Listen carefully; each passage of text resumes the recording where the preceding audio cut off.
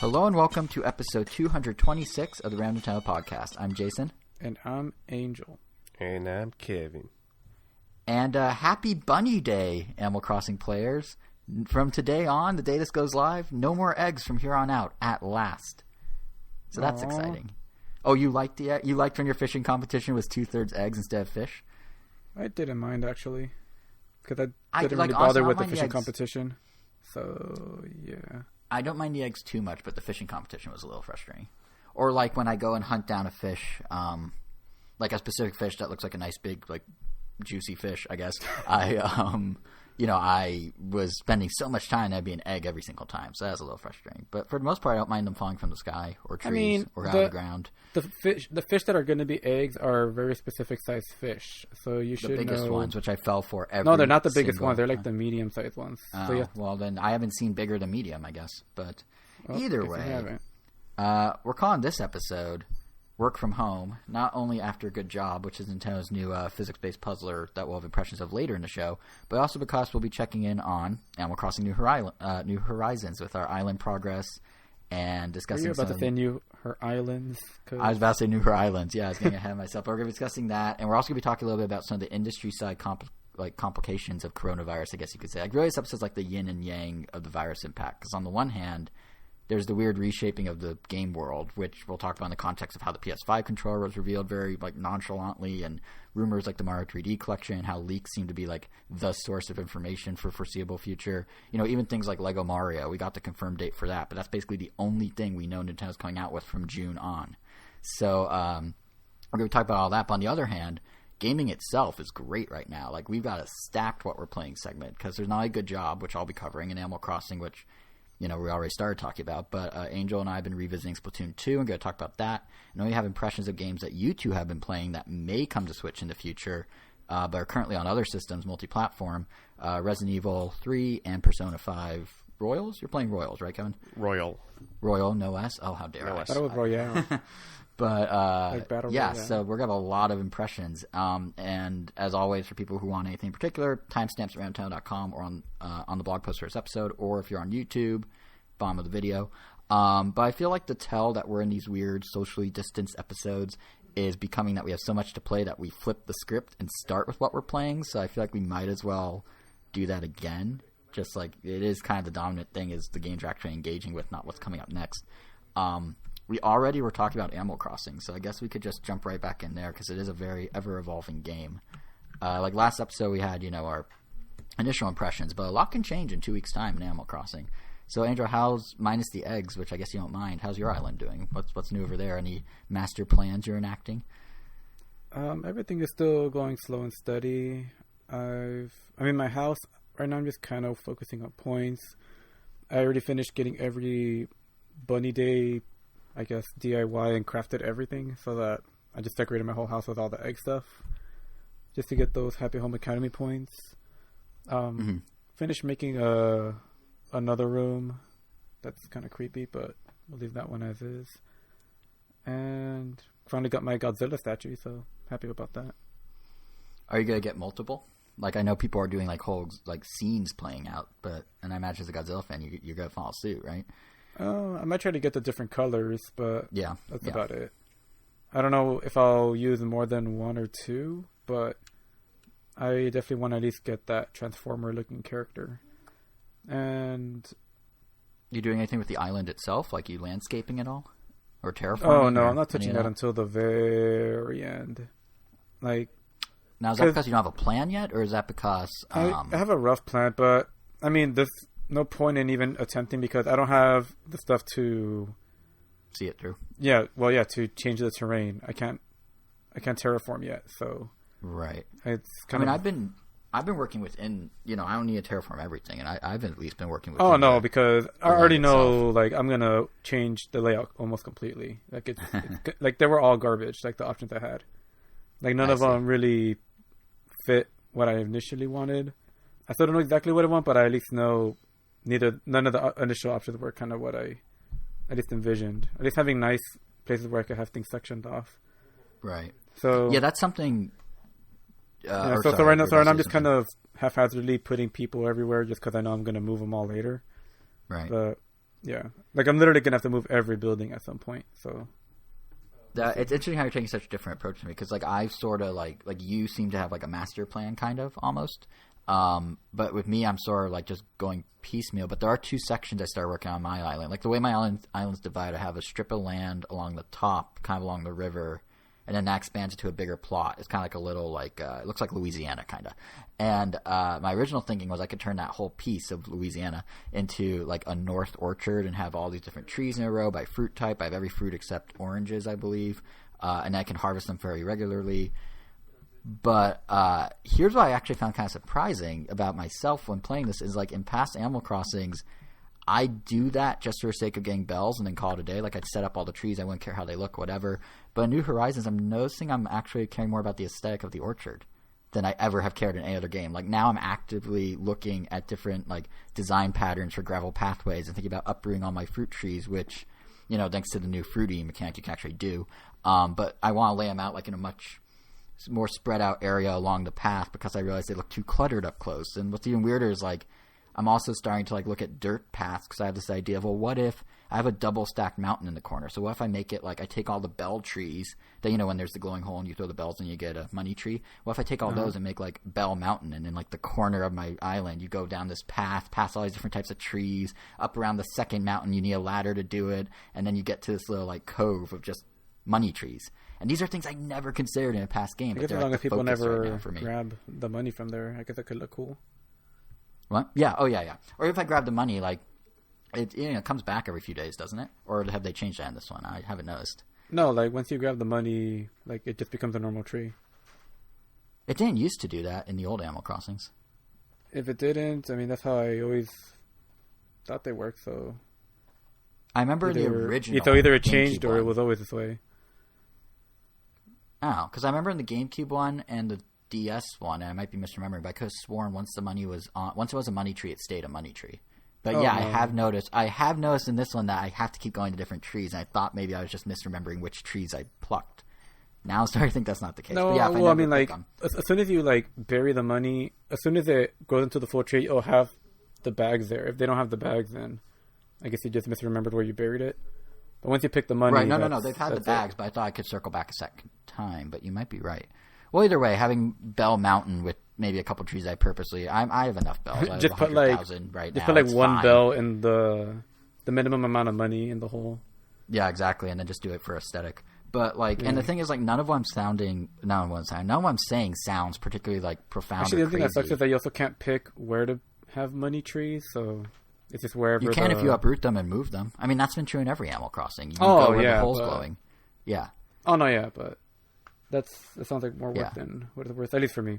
I'm sure it is, but I know a lot of other people. I mean, it would look nice though. I mean, it looks like bling island, but I think what's weirder to me is like I'm talking about these like plans as if they're just a big elaborate thing, but why I...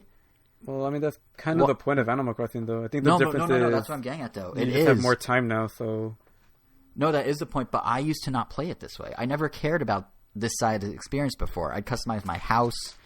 I talked to villagers, but I basically stopped there. Like, what I realized is that the change in my behavior is due to the fact that New Horizons does, for better or worse, seem to de-emphasize how you interact with your villagers a lot compared to the past games, which is something I feared originally. I don't know if you guys remember after the Animal Crossing Direct a month or so back. I was saying, oh no, why are they not talking about villagers? And sure, like, they can sing now together, and the multi-villager interactions seem a little more fleshed out than in past games. But like stuff like the old errands that used to do for them daily, every villager would have an errand for you. That's now what Nook Miles do in terms of getting you to try different parts of the game. And there's, a good chunk of the start of the game where it's just you and 2 other villagers before other people move in.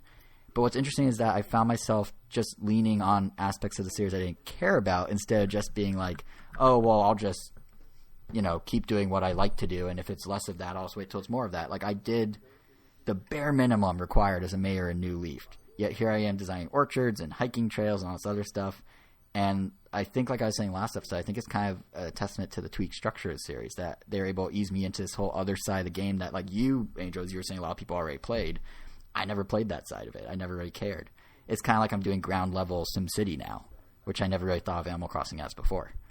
It basically is, but... Yeah. Which, I mean, I guess it makes sense. I did used to love SimCity 2000 as a kid, so there's some of that in me. But I think, like, a large part of this refocus and, like, how well it's worked is how not just that, like, there's nothing else to do because Nintendo's pivoted the priorities, but also, like, I've been interacting with friends using the game, in part because we're all stuck at home. So I've been going to other people's islands, seeing what they're doing, having them gift me things for mine, be it fruit or tools like the ladder or what have you. Wow, you have them gift you stuff? What a monster. No, they do on their own. Or I just steal fruit.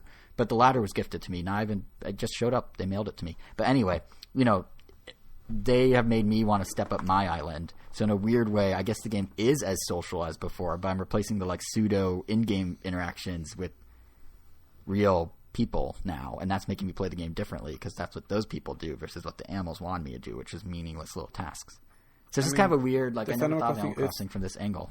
So the Animal Crossing definitely is the fastest I've ever, or I guess the one where I've had definitely the most social interaction with people. Like before, it would pretty much just be me and my brother and one other friend. But yeah, now, like, I almost feel like there's too many people I could play with. That's the cultural moment it's having. Like that, we talked about it a little last episode, but, like, it's only grown since then. I mean, it's the most. Like Twitter said the other day, it's the most talked about game on Twitter in 2020. Period. Wow. Jimmy Kimmel made not a joke about Animal Crossing, but just shouted out Tom Nook and Timmy in one of his monologues last week. Halsey, who's, like, one of the biggest singers in the world right now, was tweeting her fans asking if she needs to check the game out and why. Like, it's one of the biggest things on Twitch right now is kind of a foil to people playing shooters. It's crazy. It's selling gangbusters. It's like 3 million copies sold in Japan, I think, which means it has sold more physical copies in Japan in under a month than Mario Kart 8 has sold total on the Switch in Japan in physical sales. Yeah.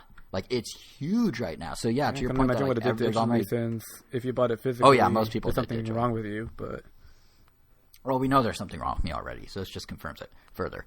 But yeah, to your point that there's almost too many people to play with, it's everywhere. You literally can't escape it. And man, the fact you have to remove that game to play Splatoon when we play it just, like, makes me sick. But, you know, you play the cards yourself. I mean, it's no big deal. You know what's funny, though, actually? Your point about there's too many people. There was a story I saw on The Verge the other day. Because of that, a friend of ours lost his copy. But, yeah. Yeah, but I'm not losing my copies because I have a beautiful leather holder for all the cartridges that they all slot into. So I just put them right in there. Are you actually slotting them in, or are you just, like, throwing them in there like you used to? I'm slotting them in. They each have a designated slot, and if I take a game out, that slot stays empty till that game goes back in. So I make sure I have an inventory of where they all are, which is either in the Switch or in the case. Gotcha. It's basically a physical version of, the digital menu of the Switch. Yeah, which automatically makes it terrible. But yeah. Yeah, not disagreeing with you. But to your point about too many people, like, there was a story I saw on The Verge the other day where people are forming hour-long virtual queues to go to people's towns to get turnips. And this article is by an author who she opened her gates publicly on Twitter, and then people just lined up and bought turnips. And what was kind of interesting is how apparently nice they were. Like, you would think, okay, you go on the internet, there's trolls and everything, and people are going to trash your town or steal your stuff, but they, like, left her thank you notes on her bulletin board. They put free items and furniture on the ground for her. Someone dropped a bag of 99,000 bells. Nobody trashed her town. They kind of acted like they would in real life, which is just, like, for the most part, politeness and friendliness, which is kind of unheard of in gaming. So yeah, like the Animal Crossing, the sheer population shift into the game seems to actually be kind of changing how people play games, even because they're kind of simulating real life. Maybe just with Animal Crossing, but I find that with just Animal Crossing. Yeah, I mean, also kind of in general, from the very, very few games that Nintendo lets you do voice chat on the Switch. Yeah. At least every one I've done that with has had very kind just players in general. I feel like the Nintendo player base is in general just a lot kinder. Or just maybe because it's younger? I don't know. No, kids are the worst. What are you talking about? They're the ones that, like, do the most, like, I feel like there's, like, an inflection point. Maybe, I don't know, kids on Nintendo are probably fine, but I guess kids on an Xbox, I mean, those Xbox kids, and those PlayStation kids. PlayStation kids are somewhere between, I would imagine, but... No, but I mean, I know, like, some kind of like what you were saying with people forming hour-long queues. Like, I know some other people were pretty much doing that when they know they have like, I have like 500 like 500 bell like prices for turnips, and people and they'll ask for like a donation box or something. So and people actually leave donations. Yeah, so like you have to pay or something like that. I haven't seen yet, and I kind of curious if it's already happened. If someone's actually put out like a PayPal where they actually charge real money to come to their island just to get good God. the coveted like 800 payout per turnip. But I haven't seen that, but I have seen eBay listings for in-game resources that are hard to find. Oh my God! Someone's trying to sell gold for $14. The nuggets? Wow. Yeah, for $14, 5 of them. Hey man, times are tough right now. you gotta hustle any way you can. Pretty much. You know, one kind of interesting thing that I'm surprised people aren't doing that I feel like if they were to do physical item sales, they could totally capitalize on is like clothing in Animal Crossing is such a big thing now. Like, I mean, Angel, you've been making some streetwear stuff, haven't you? I did make. I think I talked about it 2 weeks ago. Did I? I don't know. I don't remember. But you made, like, I made a babe shirt, made some Supreme stuff.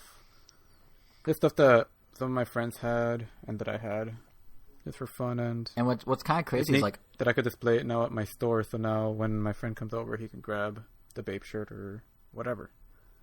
And, like, there's a whole, like, world of this. Like, I mean, some brands like 100 Thieves, which granted are also an esport brand as much as a clothing brand, so that makes sense. But they put their entire clothing line in the game. You can go to their website and get every single item they've ever released. And then I also found there's this Instagram account called Animal Crossing Fashion Archive. That's its handle, all one word. And all it does is highlight clothes and houses of different players with codes to download what they made. And we're talking, like, Gucci stuff, Chanel stuff, Supreme stuff, more hypebeasty things like Raf Simons. Like, they would recreate fashion show pieces from specific seasons in years past and then actually just put them in the game. And the site Input put together a great piece about all of this going on, but it instantly made me think of you, Angel, because you were like doing this day one with your hat and your shirt and all that. But it's like a whole subculture inside Animal Crossing. It's almost to the point where like it'd be cool if the game itself even accommodated it, because you're saying, if friends come to your island and visit, they can go to your shop and get the clothes, but like if people are following an Instagram account of Animal Crossing fashion, which to be clear, has this recording at 21,000 followers, so there is an audience. Like a neat feature in the future would be if you could actually like subscribe to a follower, like the same, or a designer, like the same way you have like your best friend list. If you had like a follow list of designers, and then they could like mail out a daily or weekly letter that has a new pattern for you or something, like that would be kind of cool. I realize that's super complicated. Nintendo's never going to do it, but like conceptually, they should capitalize on this. I mean, at the very least, they have that. I mean, they have that giant tablet in the Able Sister store. They could, even if they don't send you the designs, just like Mario Maker or anything else, like you could just follow people, and at least maybe when they have any design, you can just get alerted, or or at least just like see it as a feed, like, oh, they made this, or put it on the phone, and then you can save it as a QR code and then download it to the game later. Even though it only lets you do one at a time, which is the most annoying thing ever. I think there's a huge opportunity here, because I mean, even I was doing stuff like I used one of those online tools to help me do it, but I had to tweak it significantly beyond that to make it look good. But I was scanning in like Murakami art into the game, and I have like 3 cool like Takashi Murakami paintings in my house that I'm like, this is so cool. But like someone on Twitter is like, do you have the codes for it? I don't think I do, because I scanned them but didn't save them. But like people want this stuff. Like even someone hunted me down out of nowhere. So, like, it seems like a ripe opportunity for Nintendo to, do as DLC down the line or something. Yeah, they could definitely streamline the process, but... Yeah, because, like, when you boil it all down, like, all that's really happening here is Animal Crossing's become, like, the real world, except cartoonier and friendlier and fuzzier. But, like, the same social reasons that people want to look a certain way or own certain things or represent their city or island, in this case, in certain ways, like, they're now just doing it in Animal Crossing. I mean, going to someone's island, in a way, is kind of like... I think when people say you can learn a lot about someone's personality based on the music they have on their, I guess it's an MP3 player, because that's when I heard the saying. Yeah. You kind of look through, you see like, all the different genres they listen to. That's kind of what visiting their island feels like. Just the way, whether they actually bother to, organize some things, or just leave everything as is, or just leave junk around. Mm-hmm. I mean, and is it... Go ahead. Oh, no, yeah. But I mean, it's just interesting.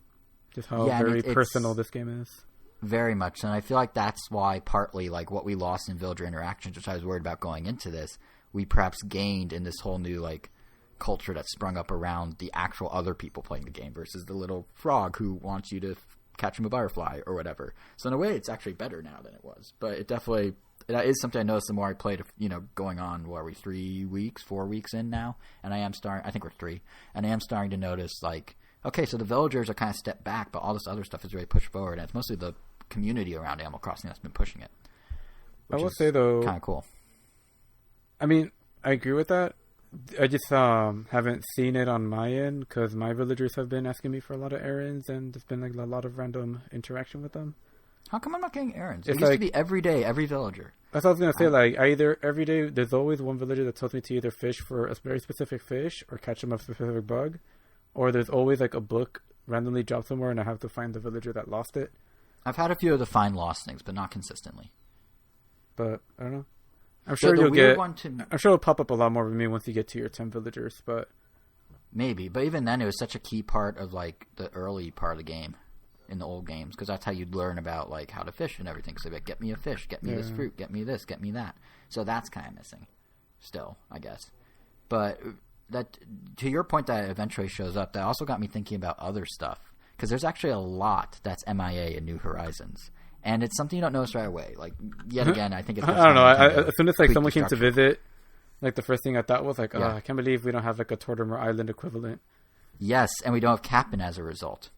And like, I started putting a list together. Because we do have some stuff. Like, some stuff is transferred over. Like, I do kind of miss having like a designated Chuckle Hut or that comedian dude, but now I guess all the villagers just teach you the emotions. Oh, Dr. Shrunk? Yeah, he would have been nice to see. Like, that's the thing, is so many things were replaced, like functionality replaced characters. So Shrunk is gone.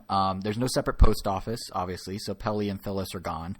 I like them. I like the... Phyllis had like the moody in the afternoon and the friendly one in the morning. I only ever... And there was like a love triangle too with like the... With the mailman bird, I remember, like, if you talk to him at the coffee shop, he'll tell you how he likes Phyllis, like the mean one, but the friendly one is the one that likes him. Speaking of, the coffee shop is MIA, as is Brewster. No Brewster. Yeah. There's no need to have... What the hell is pigeon milk? What? What is pigeon milk? It's milk from a pigeon. Is it supposed to be poop? Because it's white? Oh, I have no idea. I would guess, Is he putting poop in your coffee? And it makes it better? I'm taking it at face value that it's milk from pigeons. I don't know if that's better or worse.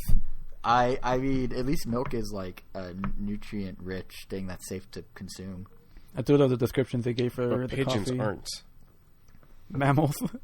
I mean, listen, that part I haven't figured out yet. But I'd rather think it's milk than not. That's a good question. But yeah, I was rattling off other stuff that got replaced. What was I saying? Oh yeah, because we were talking about functionality disappearing. Reese and Cyrus, aren't they the DIY reupholster guys in New Leaf? DIY is now just an app, so that's gone. You don't need to do your hair anymore, so that means that the poodle, whatever her name was, is gone. Oh, I do know her name. It was a pun. Was it Shampoodle? It was Shampoodle or Harriet or Probably Hair Harriet. Something. Yeah.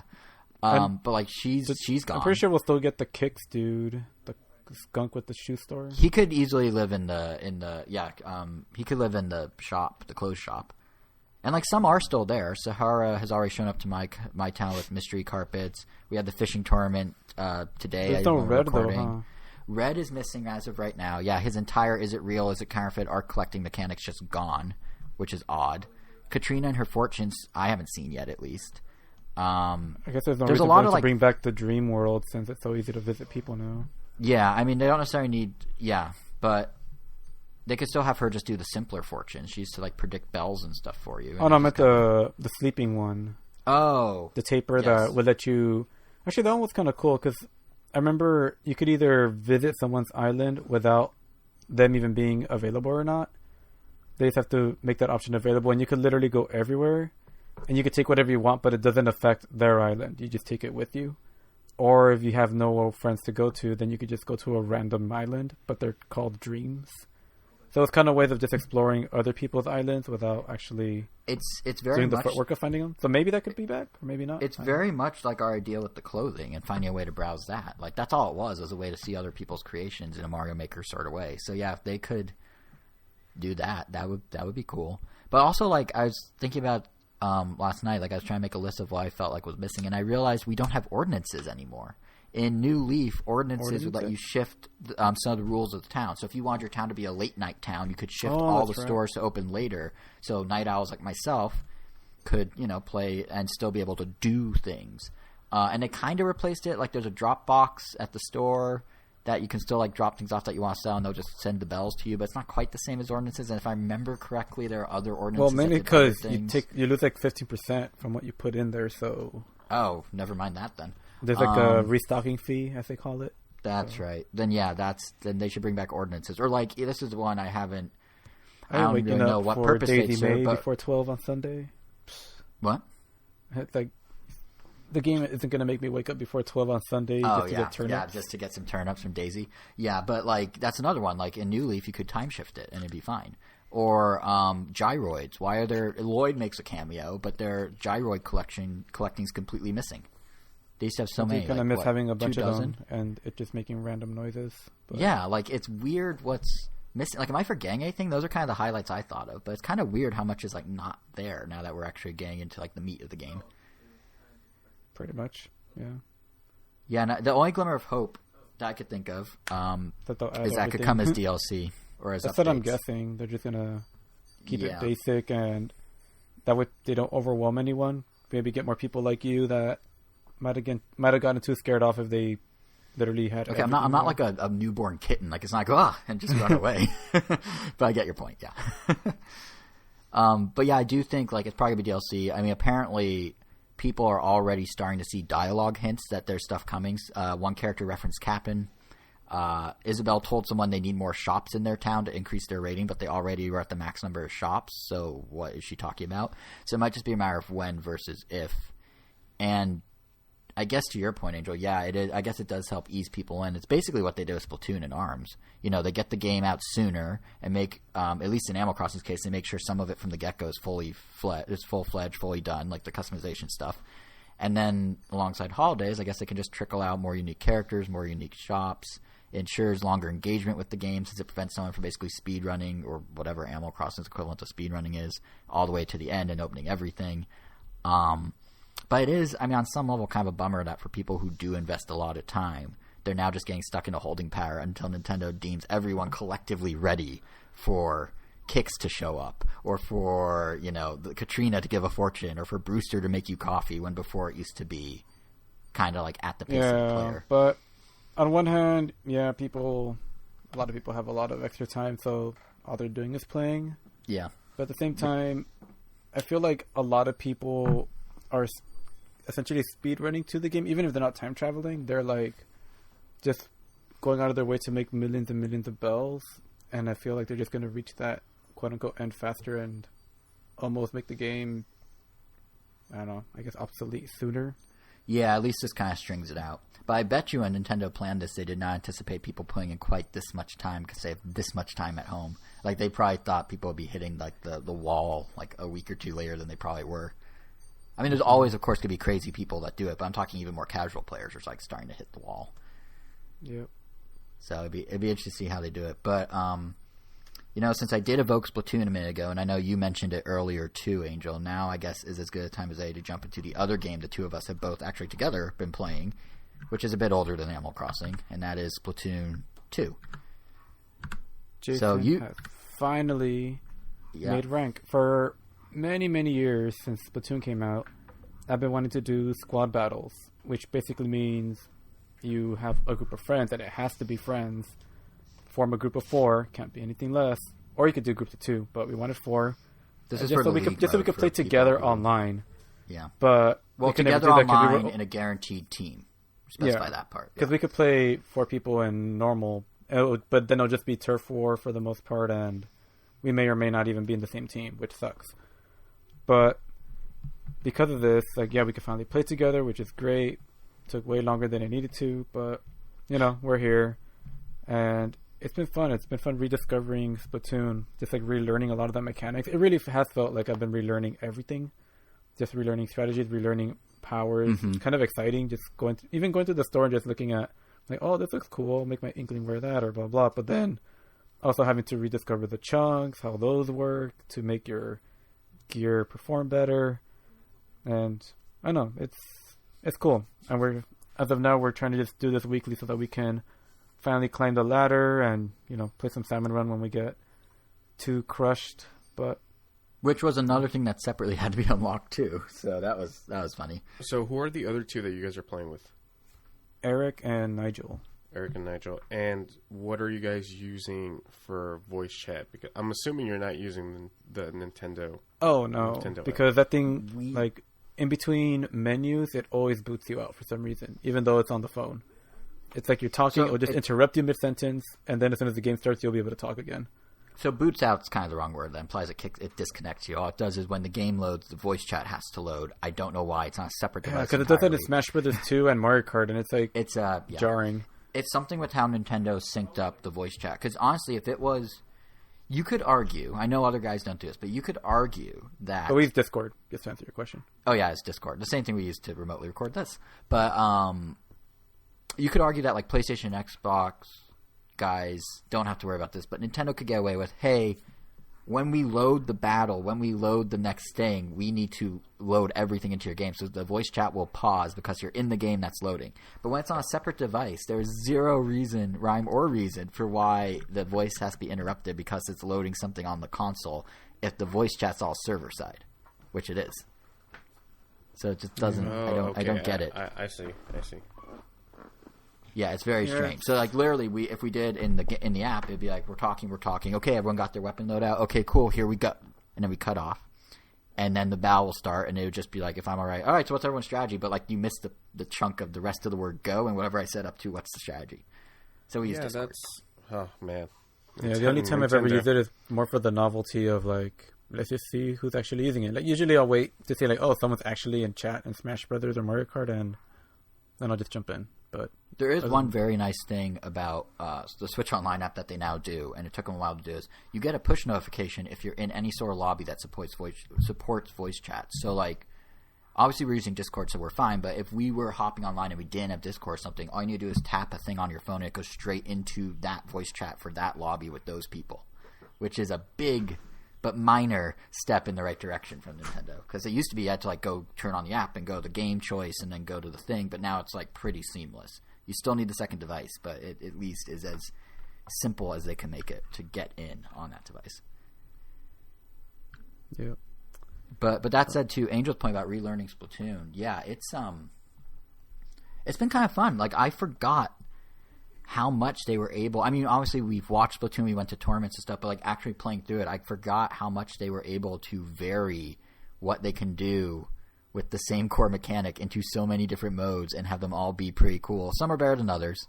I have my personal preferences, but like, I don't know if some are better than others, but they are definitely very different that someone could easily like really dislike one and love another. Like they're all you have to really I meant opinion. Yeah, because I think they're all pretty balanced, and that's like how different they are and what they try to accomplish. Like Clan Blitz, because it's the newest one and it kind of takes a while to wrap your head around. I feel like by the last hour, I think I was finally starting to like really enjoy it.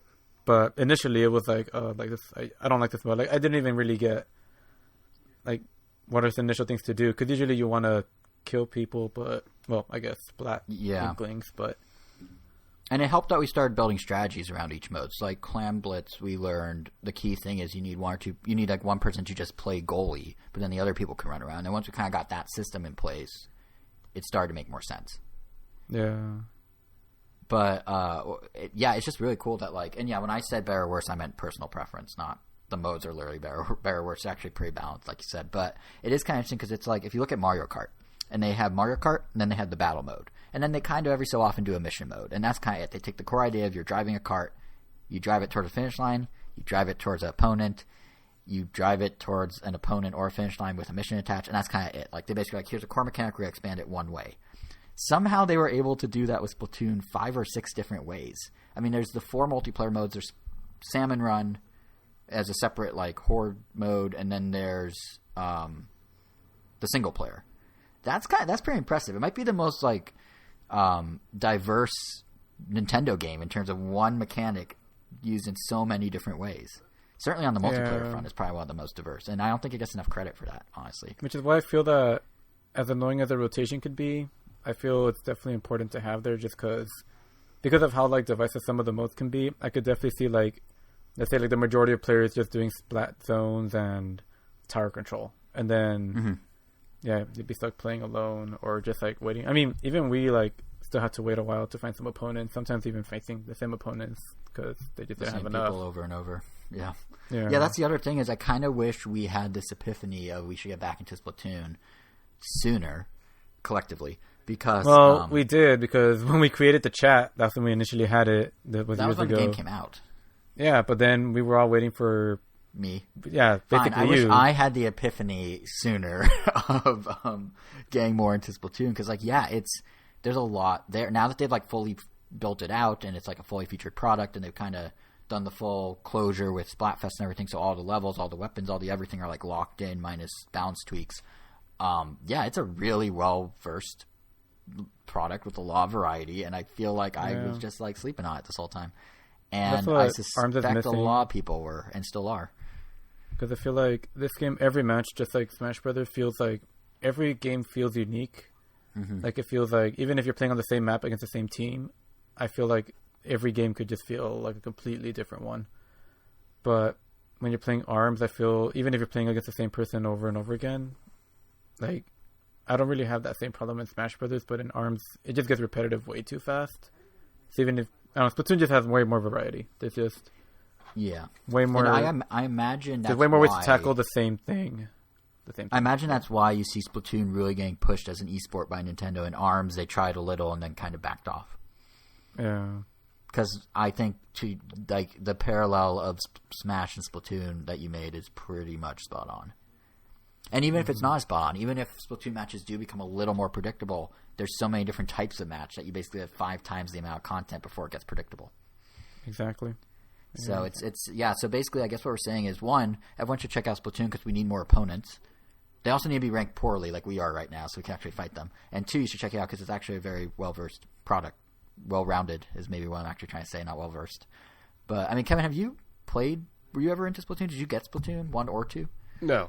Well, like, I never had a Wii U, so I never played. Never played the original Splatoon. And then I don't believe that No, I've had a Switch since launch, so... But no, I never picked up Splatoon 2 either. The closest that I got to like picking it up was when they announced the Octo expansion. Oh yeah. Only because the song that they used in that trailer was so dope that I was like, oh man, that song itself gets me hyped. There is that's the other thing I noticed when playing is there. I'm actually kind of tempted to get it just to. I just been got the itch to play more single player content, but since I already had 100%ed it, I would have to get the Octo expansion to get something new, which doesn't sound like a bad thing because new is always good. And I guess I get more gear, which I guess is cool. And you could play as an Octoling once you beat it. Yeah, I guess I could. I don't care about that part. But no, the music, like I forgot. Like I know some of the songs, like the ones they use most in the promotional material and whatnot, but like there's some really good music when we were doing those battles. Like so basically me, Angel, and the other 2 guys, we do it every Wednesday evening now, like Wednesday night for a few hours. And like there's a lot of songs that I was like, oh, this is really good. And there's a lot of songs that are like perfectly suited for the intensity of some of those matches. It's really good. Yeah. Mm-hmm. And I believe it's on discount right now. I might be wrong, but Nintendo's doing a big spring sale for digital downloads of older games since they don't have any new ones at the moment besides Animal Crossing. And I want to say Splatoon might only be $40 or $50. So now would be a good time to jump in. Luckily for you, actually, it just so happened to be on Nintendo's Game Store website. Well, would you like to do the honors? I think they might be doing it through their retail partners, this one. Wait, what? I think they might be doing it through their retail partners, as in not directly Nintendo. Oh, because I don't know why you wouldn't want to get this. No. I'm digital. saying no. You can get digital. I'm saying like I think Amazon or Best Buy are selling the digital codes at a discount. Oh, gotcha. Oh, I forgot there was a starter edition. Yep, it comes with a player's guide. Yes, it looks like right now Target is selling Splatoon for $50. Only Target, and it might be physical. Well, So you maybe get not the as great as I bundle said. with the DLC for $80, which And Amazon, sounds actually, that's not a normal bad price. deal. And Amazon too has it going for $55. Because that's just $60 and $20, That's which physical. is the normal price. Oh yeah, here we go. Digital code on Amazon, $40. Oh wow! How There you much? go. How much? 40. $40. Okay. Yeah, but if anyone somehow was convinced now's the time to buy Splatoon based on what Angel and I were saying, now's the time. Literally $20 off. So, yeah. So I feel like now, like the current situation we're in, where we're at home a lot more in game. Like I have a feeling I'm gonna be going back and revisiting a lot of my older games. Just why not? Like I might miss some stuff that I enjoy. I liked at the time. and You got definitely sidetracked. missed a lot of stuff. Oh, I know. Yeah, that's my point. So we'll see what other ones There's no I might dig have. up. What? No, I'm just saying there's no might of. Yeah, I was being nice to myself, but you just came in with the cold hard truth. But besides, I envy you because you have so many awesome experiences to get for the first to time. explore. Yeah. But in the meantime, you've been having some awesome experiences, the two of you, with some other games that aren't currently on Switch, but may be coming to Switch based on leaks and not leaks, but like data mined information and surveys and whatnot. So, Kevin, since you unfortunately haven't really played the games we've talked about that thus far, would you like to go first with what you've been playing and how you've been playing it, which is actually quite interesting? Yeah, sure. I've been playing. So, how should I start this? So, 2 juggernauts of JRPGs have recently released. Right. We'll start. I just want to talk about Final Fantasy VII Remake real quick. Started playing it last night. I played the first 2 chapters, and I'm really liking it so far. The combat is really, really fun. I didn't like Final Fantasy 15's combat, and that's why I dropped off that game so quick. But so far, the game's really, really pretty. They're expanding some of the side characters. In reality, the section where they start you off on, or this entire remake, only contains like the first 3 hours of Final Fantasy VII, from like OG Final Fantasy VII. So Right. it's pretty. Wait, how long was the OG game? The OG? I mean, like if you're just doing the standard game, like minimal side questing and stuff like that, you could probably beat it in like 60 hours. Wait, did you say 60 or 6? 60. Oh. So And they've they've only done touched on a 3 hours 20th of that? of the game. What happened? And they've only touched on like 3 hours of those 60? The first 3. Yeah, the first. So 3 literally hours. a 20th of the game. Yeah, Oh, wow. And they fleshed it down to a full-fledged game. and they fledged it. I don't know if I would call this a full-fledged game yet, but I mean, yeah. So it just touches the Midgard section, which is literally the first 3 hours of the game. But it's interesting. They're fleshing out a lot of the side characters. So at the beginning of the game, you're with like an eco-terrorist squad, and there's 3 characters: Wedge, Briggs, and Biggs, and Jesse, and they're just like throwaway characters, but like they're actually fleshed out here. They have a lot of interesting dialogue and stuff like that. My only gripe right now is the camera. The camera is so poor, and hopefully they get around to fixing that. But that's all I'm going to be talking about that game so far. The other game I've been playing, Persona 5 Royal. And if you've listened to me on this podcast, you guys know how much I love Persona 5. It's sort of the definitive edition of Persona 5. Persona 5 came out in 2017? So this is the That gold?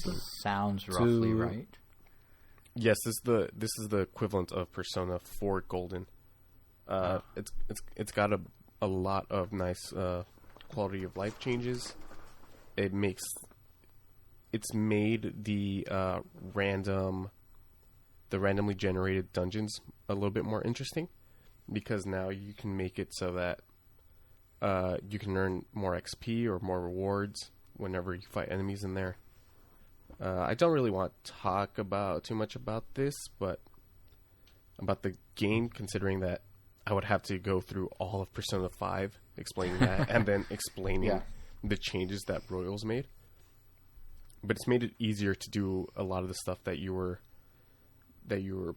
like. The one running joke about Persona 5 was Morgana the talking cat in the game, never lets you do anything after in the evening. So like as soon as you go home, you're stuck to your home setting where you can study or watch a movie or stuff like that. You were study? Never. Yeah. Oh, that's one of the parts about Persona. You have these 5 social stats: knowledge, charm, kindness, your guts, and your proficiency. And the more you study, the higher your knowledge goes up. Huh. But and Angel, we shouldn't knock a game that lets people study. We've been playing a game that is basically. Oh no! I thought that was an life. interesting mechanic. Like I just kind of wondered how it worked. Like if you quote unquote studied, does it increase like some gauge or some little meter? And I don't know. Yeah, and then when testing week comes around, you'll answer questions that you've been given throughout your semester, but then like the essay portion will be filled in automatically, and depending on how high your knowledge is, will reflect your final score. I'm telling you, you got to play this game. Sounds cool. But aside from that, I've been using Remote Play to play this game, and I've been using my phone. I have an iPhone 10, and work is really, really slow right now. So what I've been doing so work is incredibly slow right now. So what I've been doing is just playing Persona 5 through Remote Play at work. Work on your phone. On my phone.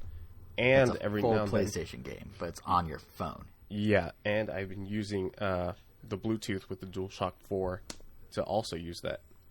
And it's been an interesting experience so far. So it's touch and go here when I, like, let's say when I'm ready for bed and I don't want to be sitting down in front of my TV or in front of my monitor.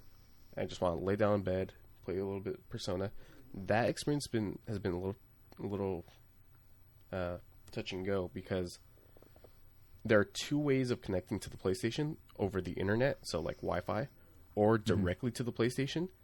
Sometimes my phone will just connect to the PlayStation, and I'm literally right next to the PlayStation, and I'll get stuttering, I'll get bad frames, that kind of stuff. At work, when I'm connecting through the internet, it takes maybe about a minute to connect, but after that, it's silky smooth. Which is crazy, because work is miles from your PlayStation, and your room is what, feet? Yeah. Inches? Centimeters? Yeah. And it's perfect for a game like Persona, because it's not like a Twitch-based shooter, because there is some input lag. There's maybe about like, you definitely feel it. Right. You definitely feel the lag. But for a game that's I don't want to say slow, but for a game that is so menu-based, it's perfect. There's a couple of mini games that are timing based, but as long as you adjust for that like split millisecond of lag, the mini games, like, they're not a hassle. But yeah, that's pretty much what I've been playing for these last couple. The concept of Remote Play is so interesting to me, because like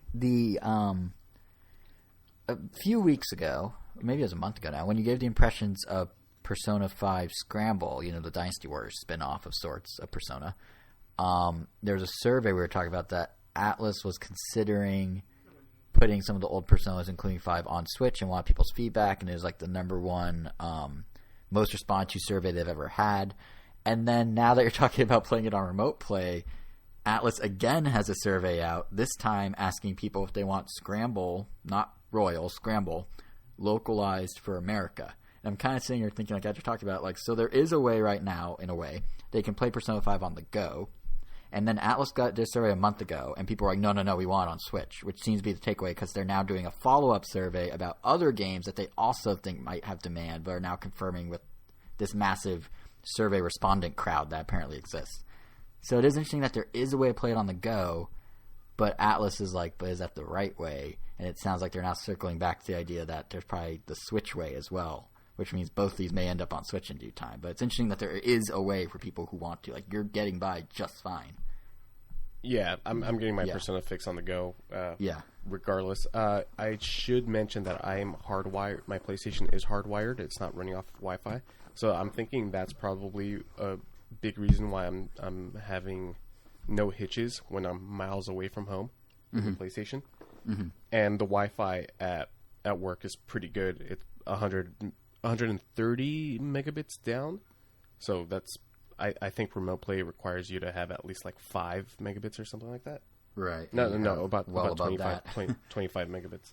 Right, and I guess that's to Atlas's hope. I'm sure is that's the difference. And if they release it on Switch, there's still an audience because not everyone's going to have that speed at all times. Right. So there are caveats to still pretty crazy play. Though. Yeah, it's crazy, but having it natively on Switch would be nice. Right. It'll be interesting to see if they ever do release Persona 5 Royal on the Switch, or just Persona 5, because I'm wondering which version they would put.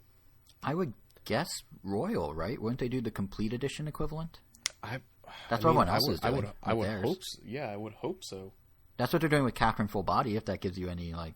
Yeah, that is true. Yeah, that is true. They're giving us the definitive edition of Catherine. So yeah, and I mean EA's doing it with Burnout, and it's got all the DLC, which now we have learned is coming out in June apparently. So that's a new bit of information. But they're doing it with that, and all the 2K compilations that are coming out, they're all gotta be full DLC. So BioShock, Borderlands, XCOM. So yeah, it would be weird if they bucked the trend and did not do that. Yeah, so. Yeah. Actually, interesting thing about Borderlands and BioShock, I read the other day, if you decide to buy them digitally, you'll be able to buy each game in the collection individually instead of having to buy all of them. So if you're missing one, if you play BioShock 1 and 2 but not Infinite, and I'm guessing they're charging $60 for the collection, so I would imagine it'd be $20 a pop for each individual game, which actually isn't that bad. Yeah, that's pretty cool. I appreciate that. Yeah. Thanks, 2K. 2K Heart Switch, after all, as that trailer said about a dozen times. So, but yes, that's one multi-platform thing. Heart Switch. 2K Heart Switch. Another multi-platform thing, Angel, I know you were really excited to talk about, is Resident Evil 3. I'm which excited, now isn't but I did want to talk about it. Well, you're excited to share thoughts, whether good or bad. At least that's the impression I got. So how is it? Definitely not as good as Part 2, but... When I was going through my thoughts on why I didn't think this one was as good as the second one, it turns out there were almost point for point why people thought the original Resident Evil 3 wasn't as good as the second one. So I guess it's true to itself. Yeah, and I guess unfortunately that means that they didn't necessarily improve on it, because something that made Resident Evil, I guess the first one, so I guess we'll call groundbreaking, was the fact that it kind of remade everything. The story points were still the same, but I mean, you now had a full motion camera, puzzles were restructured, the flow of the game was improved. Obviously, you had the whole Mr. X mechanic. Everything was redone from the ground up. Mm-hmm. But this one, it feels like they took, instead of doing pretty much what Resident Evil 2 did to what Resident Evil 2 Remake did to the original, this one definitely didn't seem to do the same approach. Just because... I mean, where did I begin? Well, I guess I'll start with the big one, Nemesis. So, Nemesis, he's the original game was called Resident Evil 3 Nemesis. And he's supposed to be this terrifying thing that stalks you throughout the game. Pretty much what they turned Mr. X into in the original Resident Evil 2. Well, in the remake. They made him what I guess the way everyone thought Nemesis was supposed to act. And that just kind of, I guess it just sets unfair expectations for them, where it's oh man, if Mr. X is this, I don't know, can give you this much anxiety and stress, then I can only imagine what, Nemesis is going to do. Mm-hmm. But alas, that wasn't the case, and Nemesis is entirely scripted, so he'll appear. So him and X literally switch, and Mr. X literally switch roles. Basically, Like that's so lame. That's really lame. Also, we went this long without making a Mr. X, Mr. F joke. I'd just like to point that out. But I totally made the joke in my head. Oh, I did too, but no one said it out loud. I know. I also imagined one of you two making the joke in my head. But Mr. X. Oh, yes, there anyway. we go. Yep. I think that was the most disappointing part because I know as many people a lot of people love Resident Evil 2, but a lot of people also felt the mechanic of Mr. X running around was too stressful. So I can maybe see why they dialed it down. Mm-hmm. And there are like 2 segments where you are supposed to run away from Nemesis. Like actually, I don't know. It never gets to a point where you're just solving puzzles, running around, and whoa, there's the tyrant, Mr. X, like just interrupting you, and now you have to rethink what you do. Because what made that game great was that it gives you time to get to know the police station, which was essentially this giant mansion. So you kind of know the layout, and then they introduce Mr. X so that by that point you already know where you can run away to instead of running into dead ends. Unless you sometimes run into a dead end just because out of fear. But this one, like the amount of puzzles got scaled back so much. Like you could tell this game was designed to be more of an action game. It's almost like Michael Bay directed it. Like almost from the very beginning. Like it's high adrenaline, it's the fun, but I wanted more. There are some scares, but I wanted Nemesis to just have a bigger role. It felt like he was barely in it, and when he was in it, like there was maybe one section where you're going from like the donut shop to the subway, and it's like one giant stretch of terrain, and he will appear there. You can run away from him. He will chase after you. But if you go into any building, like it just stops.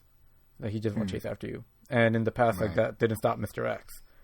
That feels like very old school game logic. Oh, well, you're behind the wall now, so the enemy no longer sees you.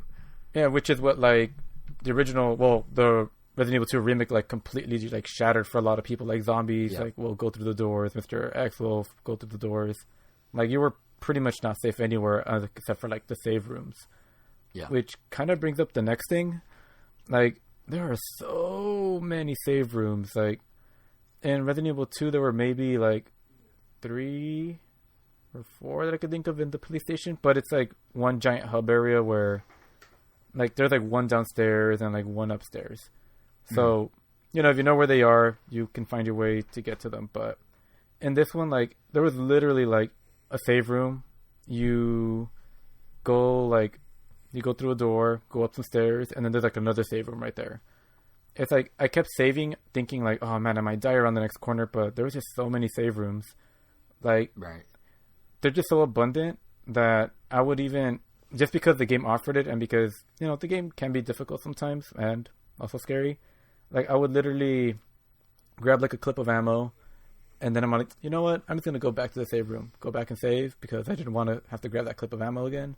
And then I'll traverse a little more. Like, all right, I grabbed this herb. I guess back to the save room. Like, anytime I made an inkling of progress, I would just immediately save. I think I ended up saving like 60 times in my 6-hour playthrough, which would make it like, you know, saving 10 times per hour. Yeah. Or I guess if you keep breaking it down, that's like, you know, saving once every 10 minutes or less. It's like about that. Yeah. So, yeah, and unfortunately, like, the bosses were also pretty easy. It felt like Nemesis had a hard time hitting me most of the time. But, I mean, game design-wise, I guess it was kind of disappointing coming from 2. Even if it did achieve its goal, it almost feels like it was trying to address the first one was too hard, so add more save rooms. Mr. X was too stressful. All right, let's make them not as stressful. Right. Like, it's more... It sounds like. Yeah, because a lot of the Mr. X sequences feel more like walking simulators that are just really cool visually, but you're not really doing anything. So, but I mean, other than that, I mean, I guess just like the Final Fantasy VII Remake, like Jill and the partner character Carlos, like get a lot of great character development. Like you really like these characters by the end of the game. And you know, the world just looks amazing. Everything looks beautiful, especially compared to Resident Evil 2. Like that, a lot of things feel like a step up, but I guess not where I feel it matters most. Not structurally. Yeah. Unfortunately, it's also just more linear.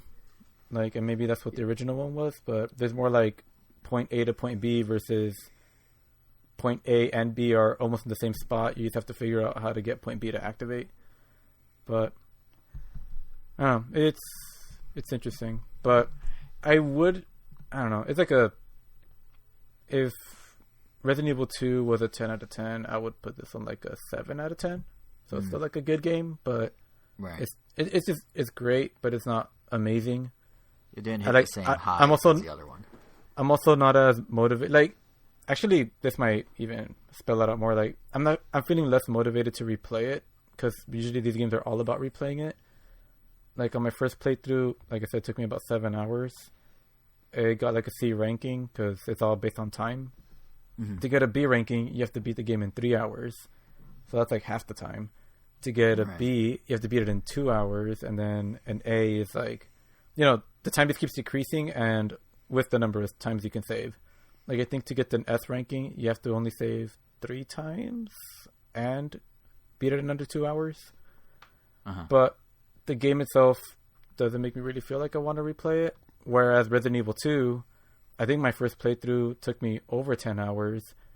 And I've since replayed it like 5 times to completion. Just because they had like Leon A to complete. Then you have to play Claire B. But then you do Claire A, which then makes you want to complete Leon B. Just to see like the different endings and the combinations and stuff like that. Right. So... yeah, maybe that's why they included that Resident Evil asymmetric multiplayer. That's pretty much like a page from Nintendo's book, or just like Dead by Daylight. Like one person is it's literally Zombie U. Like one person is the mastermind, and they're like plopping zombies down, and sometimes jumping into control, Mr. X or other people to kill the survivors, and the survivors are just trying to get out. It's like Saw. So, I mean, that looks fun. I haven't had a chance to play it, but. That's not what I got the game for. Bummer that it's not as good as 2, because like if you look at what Capcom's been doing with Resident Evil on Switch, they made Resident Evil 7 work as a cloud-based streaming game for Japanese Switches. Resident Evil 2 Remake was nowhere to be found, but then someone was data mining the demo code for Resident Evil 3's demo before it came out, and there's a reference to this game has an autosave feature. Please do not turn it off on system, with the system variable defined as Xbox, PS4, PC, and Nintendo Switch as all options. So that could be lingering code or something, but it is weird that they put 7 for sure as a cloud streaming thing. 3 could very well be a cloud streaming thing in Japan coming up, but 2, which is seemingly the best one based on what you're saying, at least among the 2 remakes, just Nintendo fans. I mean, I'm not too surprised this happened. I mean, I never played the originals, but I've definitely watched playthroughs of them. I don't have the game, and don't really see myself going out of my way to get it or even play a PlayStation era game. Like, unfortunately, I just can't really deal with the graphics. Yeah. But what's it called? But it seems like it's unanimous that a lot of people hold Resident Evil 2 in such high regard, almost like one of those masterpiece video games that is just perfect, blah, blah, blah. And Resident Evil 3 has always been a game that people liked, but from what I remember or have read, it's not one of the best ones. It's just a game that had a lot of improvements to go from. And, I mean, they had an uphill battle, and it seems like it just kind of stayed the same distance away from Resident Evil 2. Yeah. And it could have been better. Like, actually, one of the things that I didn't really notice on my first playthrough, like after I beat the game, I was watching some other people play that I enjoy watching on YouTube. Well, more like their impressions. I wasn't watching a whole playthrough again. But they pointed out, and I didn't even notice that Resident Evil 2, you literally have to go from location to location. It's almost like it's not one straight cut like in God of War, but you essentially see your character travel from police station to the underground, to the labs, to like everywhere. Like there's like you're pretty much playing through everything. But in this new one, there are a lot of points where it's like, oh, I have to get to this place. Cut. Now you're there. Or like, oh, let's go to the hospital. Cut. Now we're at the hospital. So before, like, it made the whole city feel more connected in the past. Now everything feels, more, just a little more separated. But and yet Capcom only thinks we Switch people are worthy of this one. Although I will say though, like, I would, if you haven't played either, I would recommend you play this one first, Resident Evil 3, because it's a little easier and it's not as stressful. And if you like it and you want more, I feel like Resident Evil 2 like is like the perfect way to go to that, because it gives you more puzzles, more, you know, better environments, and obviously the Mr. X mechanic, which shouldn't be going the other way around, but this is just what it is.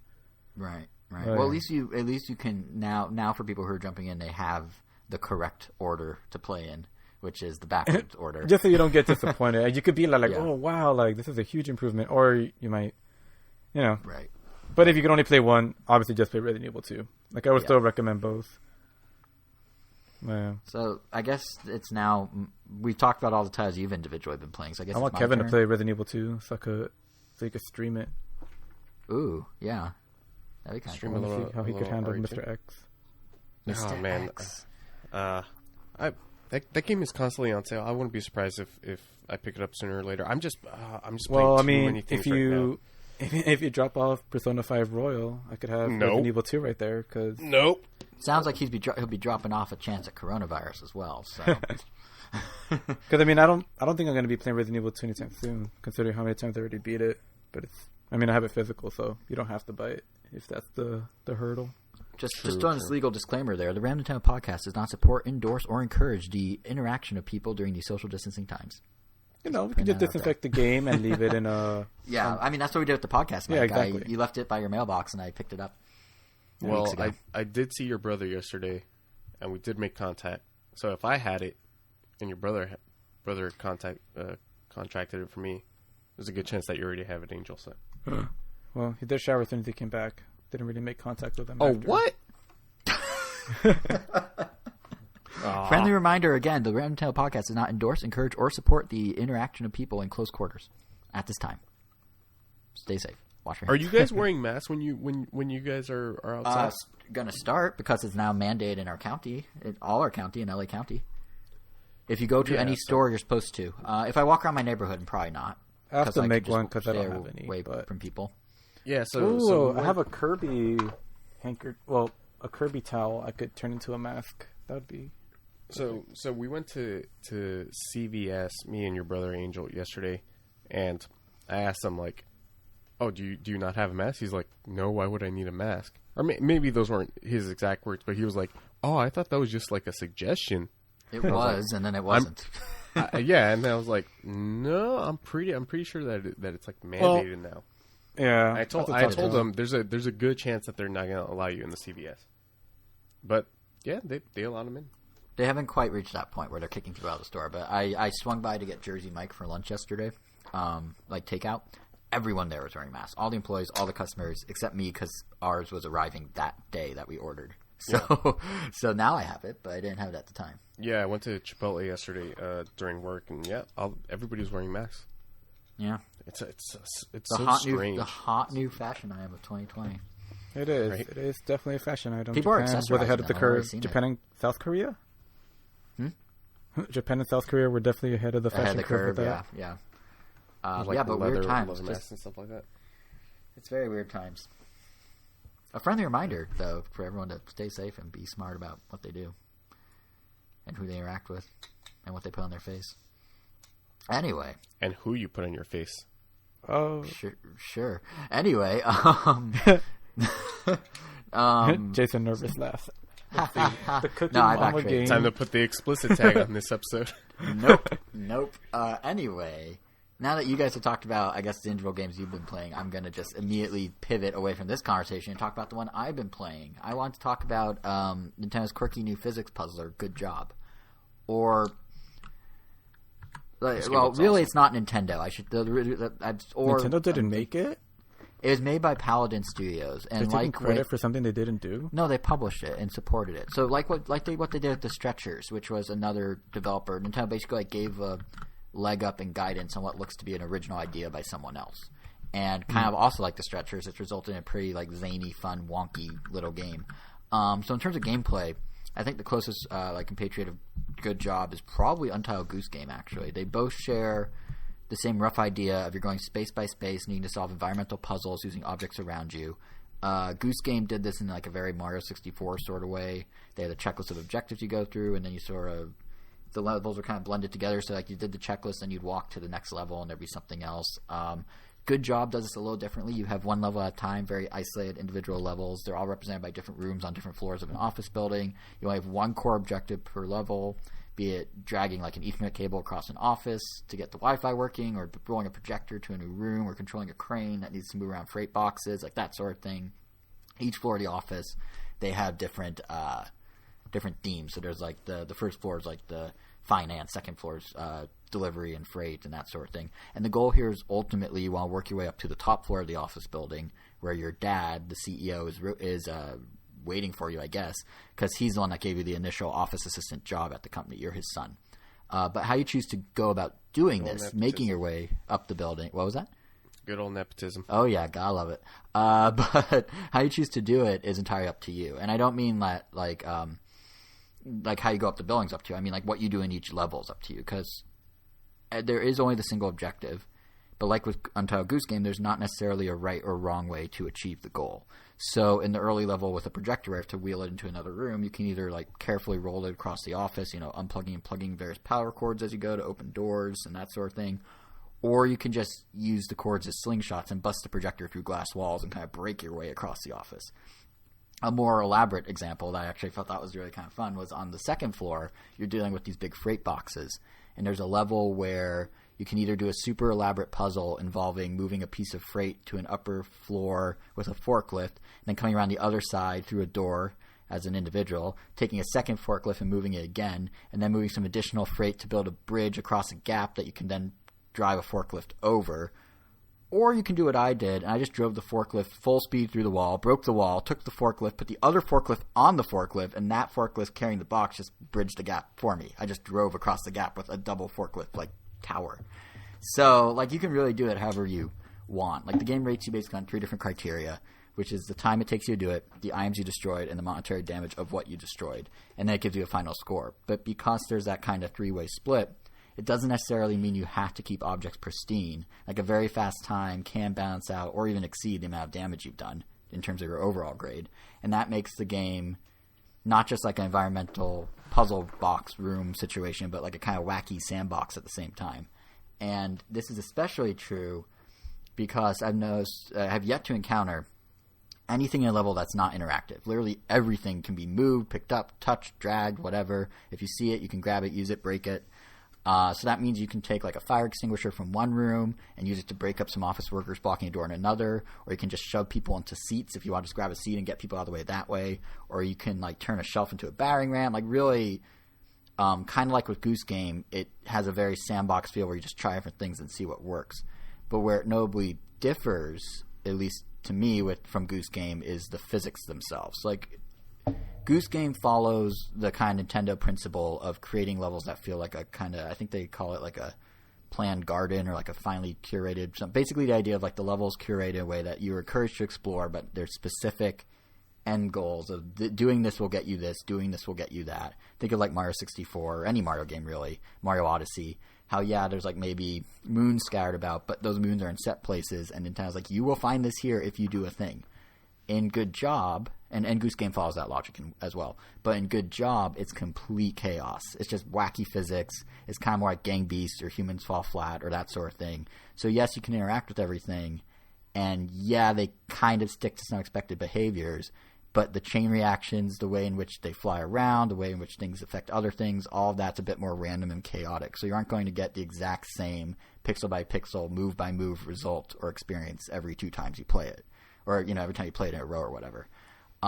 Which, for the core premise of the game, I found that works just fine. Like, you want to solve the puzzle any which way. Half the fun is seeing how things can go wrong as you do. That's all great. Especially if you like to be chaotic like me and just bust through walls. But there is a flip side to it, I've noticed, that all these levels also have hidden objects for you to collect. Little things you can equip your character with, like hats and vests and accessories, like a shield or like a little sword or that sort of thing. And they're completely optional. There's kind of a fun little extra thing you can do in each level. Like, even when you beat the level, you get like a thing on the screen. It's like, good job, because it's the name of the game. And, that's your complete... Yeah, I know, they said the name of the game in the game. But it's like, that sort of complete... You completed the level. But then there's a little option to continue to run amok in the level once you've completed it, if you just want to mess with the physics or, collect these little items. And the problem here is these objects are small, and they're often on things or behind things or inside things, and there's always a little sparkle that indicates they're there for you to collect. But the unpredictable, wacky, fun physics like sometimes make it unnecessarily difficult to actually get the thing. Because even if you knock them into plain sight, something else will hinder you when it necessarily shouldn't. Like, an object may land a certain way, or it may bonk into some boxes that then glide in front of your path, and I have to pick up and move every single box, even though really they shouldn't have been there. Or, things just happen in an unnatural, random way that works against you, and it's just like, I see the object, I know how to get it, but suddenly the game's not letting me in this instance. So, in the grand scheme of things, that's probably a small nitpick. I mean, it's notable, but it's not really hindering it too much. Otherwise, it is still a really good time. The only other hindrance I really had was the load times are kind of long for what it is. Like, I get that if you restart a level, they need to kind of reset all the physics and move all the objects back. But the time coming in and out of every single level is weirdly slow, especially for a digital-only release. Like, I'm not sure how that... it's not a graphically intense game, so I guess the physics engine can be intense, but I don't know. It just struck me as a little odd that it was that slow. But besides that, it's a lot of fun. I haven't yet tried the 2-player mode, but I imagine it can be both increasing the zaniness and maybe weirdly at the same time actually making things a little more sane if you and a friend try and legitimately coordinate your moves. But single player is great. I also want to give a shout out to the whole aesthetic of the game. You guys compared it to Portal, I think, the Portal PSAs when we first talked about it last episode, but basically it uses a workplace warning sign look for the entire game, and the world's it's pretty which is perfect. Literally the Portal PSAs. Yeah, which is based on the exact same thing, which are those wet floor signs and that sort of thing. And it's all very bright and colorful. Each floor gets its own color to identify by. I noticed in the settings, kind of cool, they actually have a colorblind option. So if you are colorblind, they still accommodate you, even though it's a very colorful game. And the music's perfect too. It's basically elevator music with a little more pizzazz, which is fitting since it's set in an office. So yeah, overall, I'd say it's worth checking out. It's $20. I can't speak to the game's final length. I'm still going through it. But so far, I'm having a lot of fun with the freedom of the puzzles, either doing them the right way or in the utmost of wrong ways. So, yeah, I'd say, Nintendo has a good eye for this sort of stuff. And they found a good one. You just need to be mindful. Sometimes the physics work against you. And if you're expecting an environmental puzzle more like Goose Game where it's a little more curated, it is not that. It is way more chaotic. So I'm surprised that Nintendo hasn't... oh, sorry. Go ahead. No, I was just saying that's a good job. Basically. Okay, I'm surprised that Nintendo doesn't have a name for these games coming from smaller developers. Right? You would think that they would call this the I don't know. It's like when they had the they used to have the art style games on DSi as DSiWare, and they were all these. They contracted out to all these different little developers, like 2 or 3 of them. I think Q Games even made a couple of them, and they were these very simplistic. They all shared a similar art style, as the name implies, and they all were very basic gameplay concepts, and they just did different things. And I feel like they could totally do a Nindies style branding for this, especially now that the Nindies name is freed up. Considering that the last 2 directs, it was the stretchers came out on the last direct, right? It was last big one? Maybe. I want to say it was tail end of last year, so yes, that might have been the last real direct. Yeah, actually, you might be right. Yeah, so it does seem weird. And they're both from, I was saying this last episode, they're both, oddly enough, developers from Scandinavian countries. So clearly this is Nintendo of Europe who's doing most of the scouting here. But, one's Swedish and one's Finnish or something. But, yeah, it does seem like a missed opportunity to not put these under some sort of umbrella. I mean, even when they did Touch Generations on the DS, I don't know if you remember that. That was mostly first-party stuff, but it was, the more casual-facing. So, everything from Nintendogs to Brain Age to, Magnetica and games that barely would be, out of the box, because Magnetic is basically Zuma or whatever that marble game is. They put that branding on to just give it some extra clout, and I feel like they could totally be doing that right now. Right. It's a good point. But yeah, I would say check it out. Check out the Stretchers too, everyone, because that one's fun as well. Angel, you played that one with me a bit. That was pretty fun. It can be fun, yeah. It is fun. Yeah. There is one other game I wanted to bring up, and it's not something any of us are playing. It's actually the opposite. It's a game that should be readily available, but in one of the strangest release circumstances I can recall ever happening, actually. It's just not Is it really, or are people just available. blowing it out of proportion? No, it's super bizarre. No, it's not often. So, first of all, the game I'm talking about is Cooking Mama Cookstar.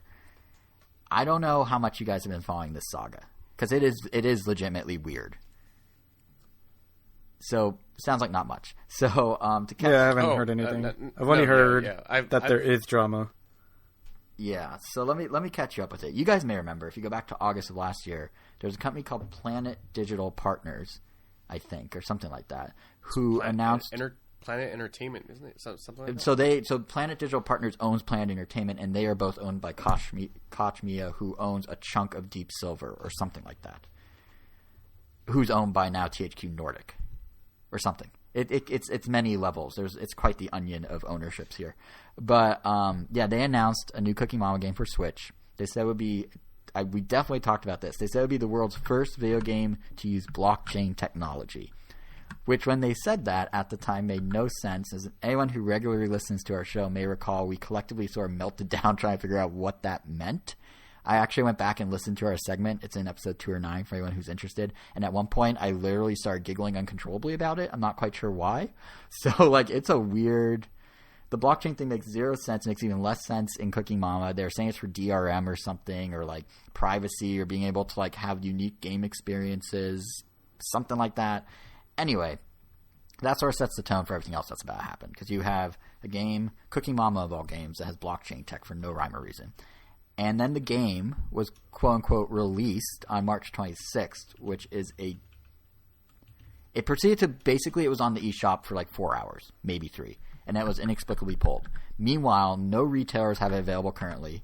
They have a different bunch of explanations. Was anyone able to actually nab a copy, or was it impossible? Yes, some people downloaded a copy. Some people bought a copy, because no retailer says they have it, but some people got shipments from Target of it, individual people. And some retailers say it's coming soon, and some say it's not available, and some say it's discontinued. But somehow people got copies delivered to their homes and bought it from the eShop during those few hours. And it's all very weird. So IGN, they decided to do some research, and they wanted to reach out to the publisher and see what happened. And that's where things really fall apart, because first they tried to contact the franchise's owner, a Japanese company called Office Create, who changed their name to Cooking Mama Ltd. After making 10 successful entries, but now apparently have gone back to their old name of Office Create without really announcing it. So they didn't get through to them at all. So then they turned to the publisher, which is Planet Planet Entertainment, whatever.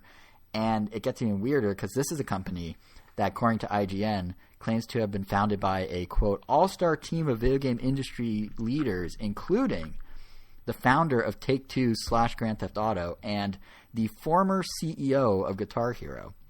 And just to pause there for a moment, Guitar Hero never had a CEO. It was not a company. It was a game. The companies were Red Octane, Harmonix, and Activision, eventually. Right. So I don't know how you are CEO, unless you're the plastic guitar. I don't know how you're the CEO of Guitar Hero. So, already it seems like something's shady here, and they're lying. Making matters worse is IGN dug into their office, and the address of the business is a house in rural Connecticut.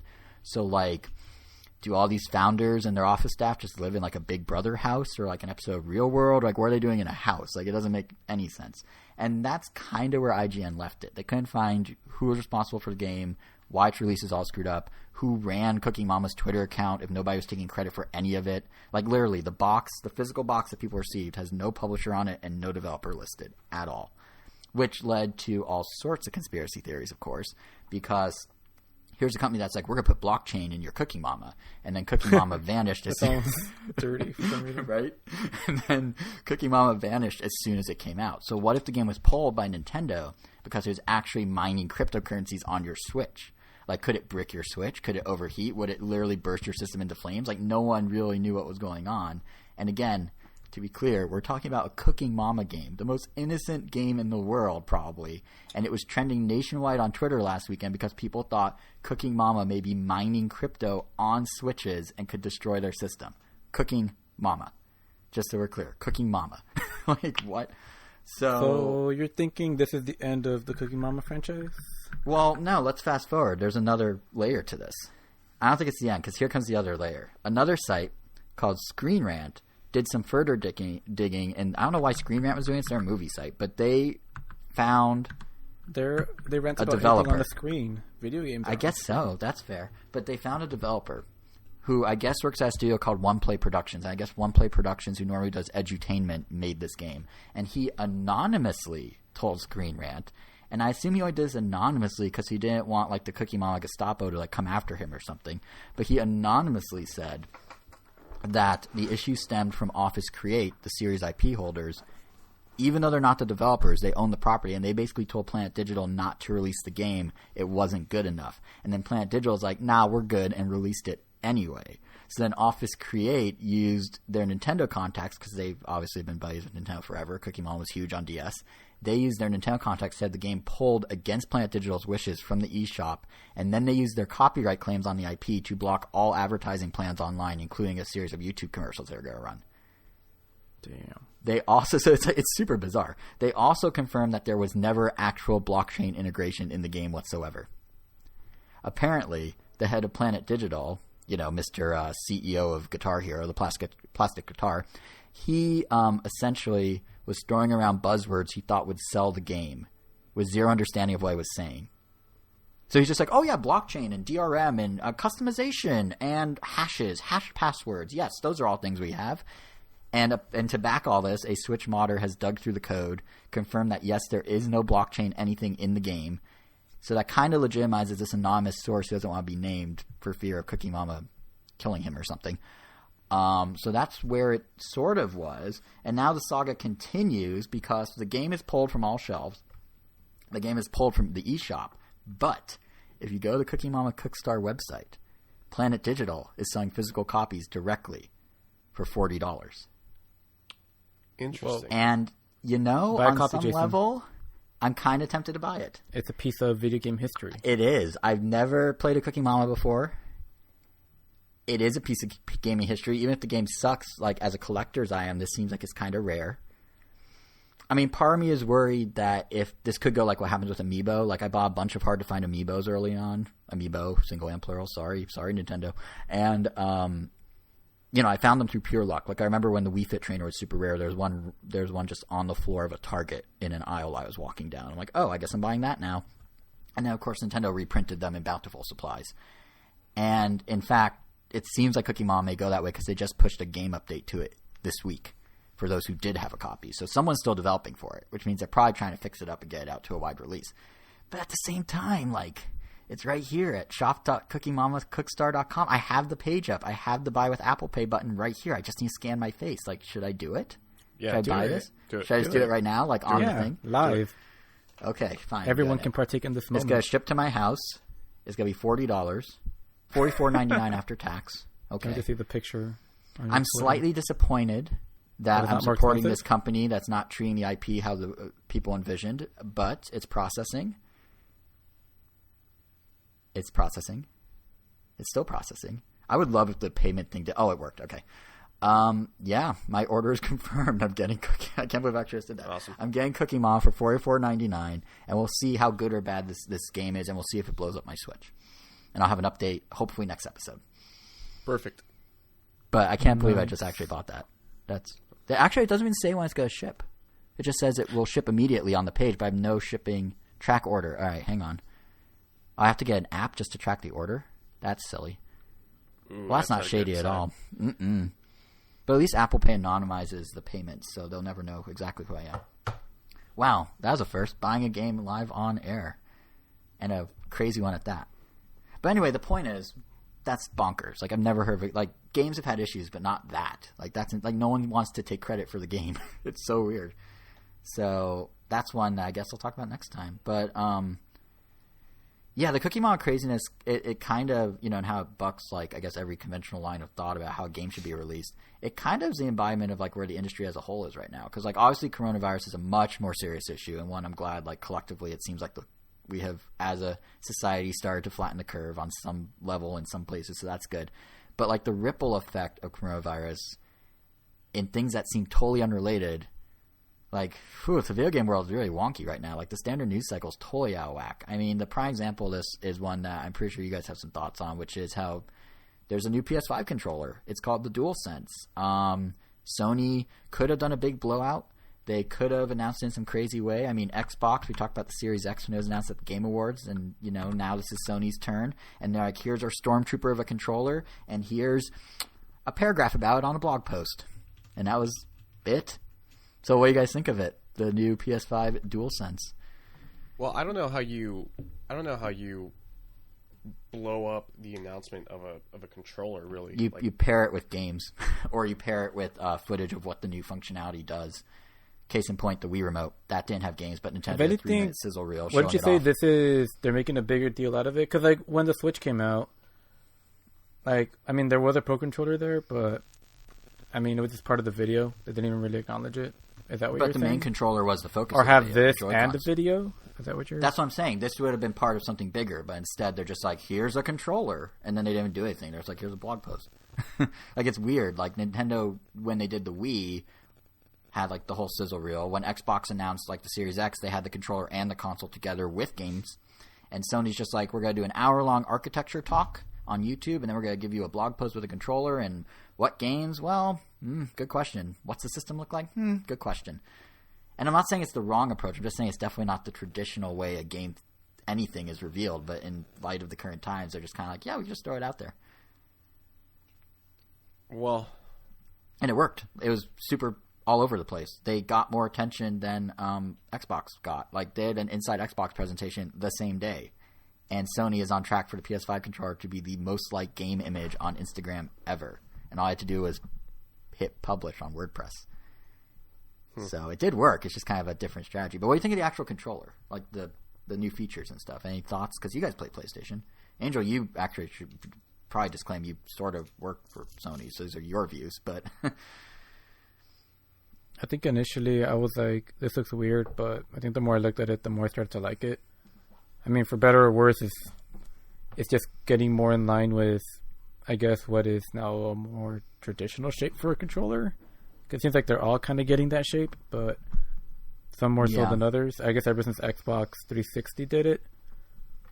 But and they did talk about how I like it. And a lot of the mock-ups for like alternate colors look really, really cool. So, I mean, I do like the solid black. I like it. The black and white, it hasn't grown on me. It kind of looks like a fake controller from like a futuristic sci-fi show. But the all black looks pretty good. Ah. Very true. What about you, Kevin? That's my thoughts. I mean, it looks fine. I'm sure it'll be fine. I'm not a fan of the huge L and R ones, but whatever. I know people have issues with the bumpers. And isn't that partly to accommodate the L2 and R2 now being adaptive triggers, which actually sounds kind of cool. This was something the NX was rumored to have. Like the Switch when it was still called NX, but never did, which is like they'll have tension based on what you're doing in the game as you press down. Right. Different levels of tension. And I believe the Elite controller does that. The Elite controllers do that. Yeah. But it sounds like the only thing that really takes advantage of it is like Forza when you're revving up the engine. So yeah, I doubt developers will incorporate this. I'm sure Sony will into their games. Yeah, and I mean if it pairs Horizon 2 or right whenever that comes out. But I was gonna say because it could pair well with the haptic feedback stuff. Like one of the things they're talking up is basically their version of HD Rumble, where the different types of vibration for different circumstances and different levels. It literally is HD Rumble, but I imagine that combined with adaptive triggers could be actually kind of interesting. Or did is that they say also that it was going to have adaptive feedback? Yeah, they're calling it haptic feedback. Adds a variety of powerful sensations you'll feel when you play, such as the slow grittiness of driving a car through mud. Literally HD Rumble. But what's interesting is they're pairing it with the triggers. So there's potentially something there. Yeah. I don't know. Could be interesting. Like I said, I doubt that many third-party developers will take advantage of it. Just like the gyro in the PS3 controller or the touchpad in the PS4 controller. I mean, I mean, isn't it basically just a souped-up PS4 controller? Because it has all the exact same features. It's a souped-up PS4 controller that they redid some of the proportions on to make it supposedly lighter and a little more comfortable to hold. Like they shifted some of the stuff. I thought the PS4 controller was already super comfortable to hold. I thought so too, but they need to sell this one, so they're gonna say this one's even more. It's like the Apple effect. This iPod's the best iPod ever, and then the next year that iPod was trash. This is the good one. So we actually messed up. I'm sorry for everyone that bought it. Like right now in front of me, I'm holding the Xbox One controller, which I do not like this controller. But I mean, this feels fine. The PS4 controller is way more comfortable. Where's my Pro controller? I think the Pro... I'm guessing I could buy a Nintendo fan. I think the Pro is my favorite of the bunch. I can't imagine seeing myself playing Smash Brothers with the PS4 controller, but that's also maybe just because that's all I've been using to play Smash Brothers. I don't know. Right. But yeah, I did feel like instant love with the Pro controller. I feel like the PS4 controller. I mean, I liked it from the beginning, but it definitely took a while just to get used to it. Yeah, the Pro controller is awesome. I love this thing. Yeah, from the 3 current ones, I mean, obviously Joy-Cons excluded, but the one thing Nintendo's always going to have an advantage in is D-pads. They have the patent on the best D-pad. No one else is going to match the D-pad. Yeah. No, the PS4 D-pad. What? You're a madman. Kicks the pros. You're a madman. Oh yeah, this is nice. What are you feeling right now? The PS4. Literally could have been anything. The PS4 controller. The D-pad so? on the Pro controller. No, dude, no. I've always loved Nintendo's D-pad.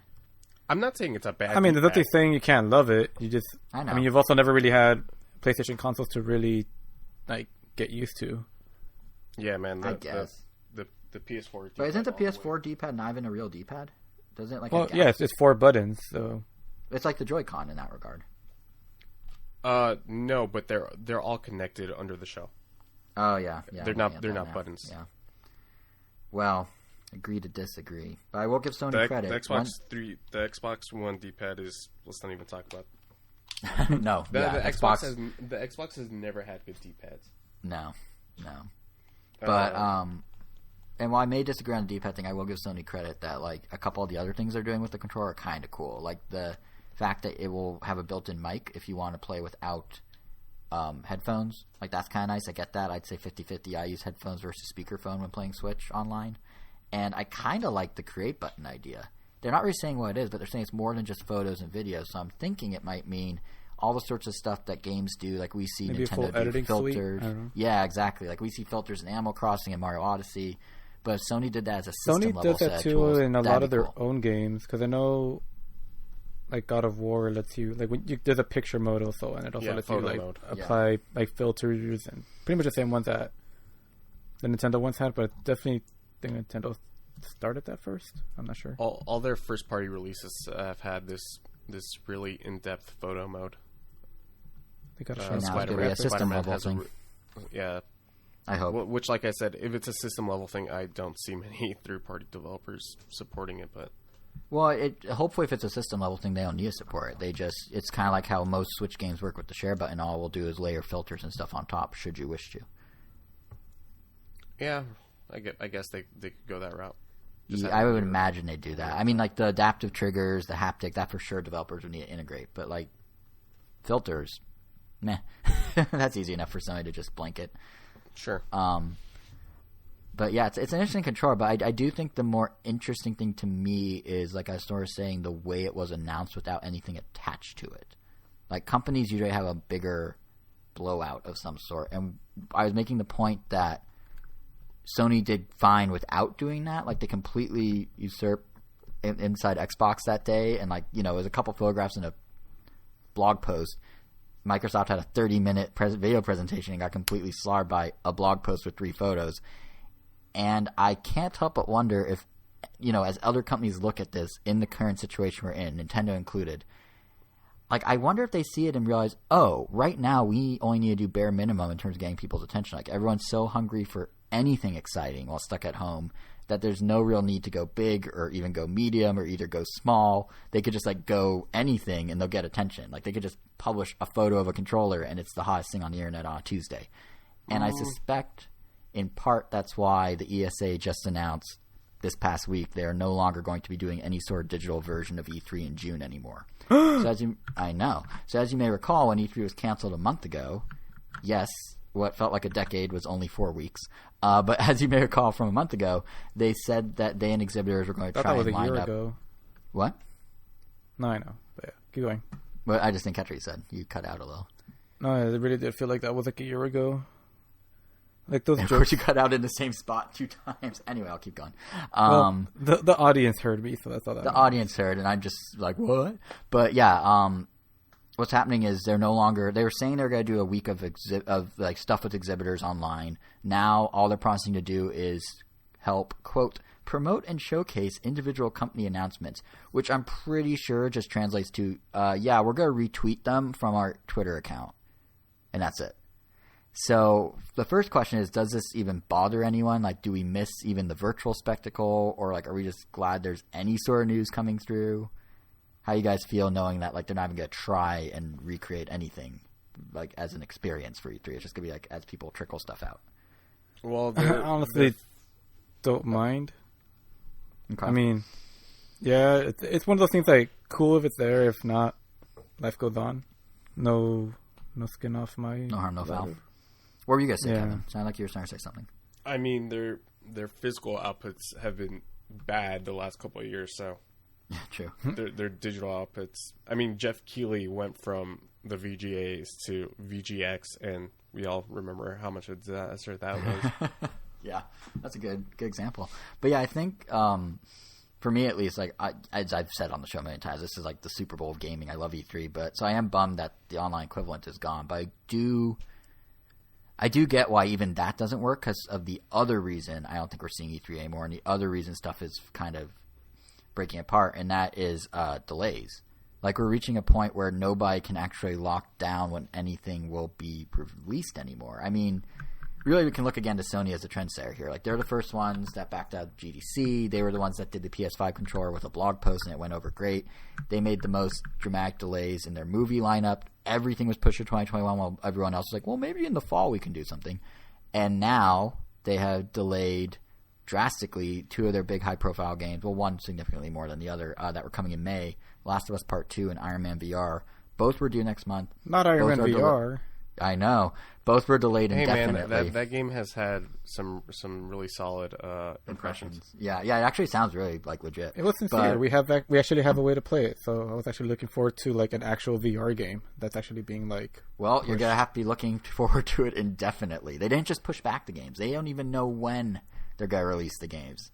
The dev work's supposedly done, but Jason Scherer over at Kotaku was saying that it's the logistics of packaging, distributing, and marketing that were totally upended that made them stop. Do you think it would hurt them if they just do like say they release it on the initially planned release date, like just digitally, like they'll say kind of like modern movies today, they release digitally first for 2 weeks, and then 2 weeks later there's the Blu-ray release. It's almost like having two releases. It's a good. I don't think they even know how quickly they can turn it around. That's the part I don't know. Yeah, because I mean, they said they give. I mean, like Last of Us sounded like there's still some stuff they want to tweak. I mean, that's just what they said. Yeah, obviously it could be for something else. Yeah, but I mean, if it really was just because of the virus and they just needed more time. I mean, actually, no, they didn't need more time. Then I don't know why. I don't know if the strategy. Well, so that's the crazy thing is clearly they did some sort of assessment, because like that's not an easy call to make. They had to putting them on hold indefinitely means that by Sony's own PSN policies, anyone who pre-ordered the game from the digital store is now getting full refunds. So it's not just money lost in the future; it's money already accounted for in Sony's pocket coming back out and going back to the customer. So I wonder how much money they did lose just because it is. At least with The Last of Us 2, I feel like that game is so high profile that I feel like almost no one is gonna cancel their pre-order. Can't imagine. Well, no. That's not how. That's my point. So people don't get a say. If they pre-ordered from PSN by policy, if a release date is removed from the PSN store, money goes back to the person automatically. No one even gets to say anything. It just happens. All right, I guess I missed that part. So because otherwise you're right. Most people would hold on. They understand the situation. But in this one, like, Sony's really like, no, we can't do this if they're going to let that happen, is kind of my point. But yeah, I don't really know. Like, I mean, I think they probably, in some similar to movies, like they have an expectation of a certain blockbuster type of release. And if they feel like it comes in under that, they lose, still sell well. But if they can't hit that initial wave of hype, it's hard to recreate that down the line. So their projections probably show that, they can get 80 or 70% of what they could have gotten if it was released a normal way with a normal marketing campaign and billboards and in-store displays and, the awareness building. But if they only do it digitally, perhaps they can't. And perhaps some people, given, the economy and given how unemployment's going, people that were going to buy it maybe can't anymore. So they'd rather, I guess, wait it out and see if they can get that full audience back, is my assumption. Damn. It's, but yeah, But it's an interesting situation for sure. It's very weird because, like, I mean, there's different reasons stuff is getting delayed too. Because, like, remember Fight Crab, that indie game where crabs fight each other coming to Switch? It's supposed to be out, I think, this year. That got delayed, but that's due probably to development reasons because they're a small team and it's hard to work remote. You know, previously we had the Outer Worlds for Switch delayed because it was Chinese developers that were doing some parts and they were stuck at home. But now that's coming out in July. So, like, there's all these different layers of, like, how things are delayed, why things are delayed. Bloomberg did an article a few weeks ago outlining how, like, a lot of smaller studios are losing all their networking opportunities because there's no physical events, so they can't get their games into the hands of publishers. Like, there can't be a Nintendo picking up Paladin's Good Job like they could have. And then larger studios are trying to figure out how to make work from home work in a way that doesn't disrupt things too much as well. And even just the other day, it came out that CERO, C-E-R-O, that's Japan's ratings board, they, due to the lockdowns in Japan that just started, they are shutting down for a complete full month, meaning no games can be reviewed in the next full month and rated in the next full month. So that's the whole bunch of games coming from Japan that are delayed at least a month on every platform. Which is weird because the ESRB, which does the same thing in America, says they are not impacted by work from home. And all these guys do in both regions is just watch DVDs of the most egregious content. So I don't know why CERO can't, but ESRB can. But either way, that itself, too, is going to delay things. Like, it's a whole weird slew of reasons that this is happening. But it's kind of weird because we may not have very many games this fall or winter, or the consoles may launch, you know, PS5 and Xbox Series X without half the games they're supposed to have. It's very strange. Yeah, that's thankfully I got myself a little 120-hour JRPG to and we have Animal Crossing, which never ends. But like, does this bother you if there were, let's say, a disruption in game releases for 3 months, 4 months? Like, the game world is so looking forward and looking ahead and talk about what's next, and our podcast kind of does the same because that's just the way the fandoms move. But, like, is it that bad if we have 3 months to just catch up with stuff or to go Definitely back and play old stuff? I feel everybody, like, can benefit from this. There's, like, not a single person that is hurt in any way. If anything, if you don't have any games to play, that just means that you have something you can now buy and play that you haven't gone around to getting, which is probably on sale now because you obviously, like, stopped playing it for a while. So I don't know. I think it's just a nice time to catch up on literally everything. Yeah, I mean, it does zero downsides right now. Yeah, no. Well, the only downsides for employees of publishers who needed to hit bottom lines by these deadlines, but for the consumers, yes, there's not really any downside. I mean, we went back into Splatoon for that same reason. So, and now look at us loving Splatoon again. And I should note, it's important to say that different companies will handle this differently. So, like, for example, Bethesda, they say they're not doing any sort of digital event in June because they don't know, you know, all their stuff is up in the air. They don't know what's going to happen. Yet simultaneously, IGN is organizing a week of coverage they're calling Summer of Gaming, and it will feature news of some sort from 2K, Square Enix, Sega, Bandai Namco, Amazon, Stadia, Devolver Digital, THQ Nordic, and oddly enough, Twitter. And from what I can tell, it sounds like it'll be their usual E3 coverage, so video interviews, demos, walkthroughs, just without E3. So it kind of has a hint of E3. There's, like, some light, like, game announcements maybe, but obviously on a much smaller scale. But it does show that, like, some publishers will try and at least keep people updated on what's going on, but there's a lot that also won't. Like, some of the biggest people, Sony, Bethesda, are seeing it out, but then some of the other big people, Square, 2K, are still kind of all in. So it's a very strange time. It's very, like, who knows what it's even going to look like a month from now. I think the real mystery is what Nintendo's going to do, because so far, luckily, nothing public-facing they've talked about has been affected. Like, Xenoblade, it was already reviewed by CERO, so that's not going to face any delay over in Japan, which means no delay here. But if you look at their lineup, or really, like, just the Switch in general, we have no idea what's happening on that system after June. Like, we know, thanks to the Direct Mini, that in May we're getting all those ports, BioShock, Borderlands. We know Burnout's not coming in June, like I was saying earlier. But beyond that, like, Nintendo's not delaying anything because they're just not announcing anything that then needs to be delayed. It's all just a black box. I mean, literally the only other Smash characters will get delayed. I still don't know why they didn't tell us who it was. That was annoying. What? I still don't. Oh yeah, we don't. They didn't tell us who it was. They already said they picked everybody when they first made the announcement. I wouldn't be surprised if they changed some of their messaging and maybe reveal a little more about the upcoming fighters just to keep people, like, happy. Because, like, literally, They're just going based on the feedback now, or what? Well, yeah, no. I mean, think about it. The Direct Mini... I mean, if it takes like over a year to develop a character... No, I don't mean the feedback of which character to pick. I mean they might start telling things early to keep their news cycle going. Oh. Because right now, like, literally the only thing we know Nintendo's doing after June, like the only thing in the second half of 2020 that Nintendo's willing to talk about is Lego Mario, which is only half theirs. But Lego did confirm this past week it's going to be launching on August 1st. Which is literally the farthest thing out we know about Nintendo at this point. We don't know anything else. But if you're curious, so it's launching August 1st in 3 varieties. The starter kit, which comes with interactive Mario himself, a Goomba and Bowser Jr., and a bunch of blocks to interact them with, like the new ones that send him physically places, launch him and whatnot, and the virtual ones that you can scan with his color reader on his feet. That's going to be $60. And then there's 2 separate, which, I mean, comparable to a video game, I guess. Reason. What? I expected it to be a little more expensive considering it's Lego. So did I. It's like the price of a standard game, which isn't horrible. But then there are 2 separate expansion packs, or as I think it was The Verge put it, IRL DLC for your IRL Mario.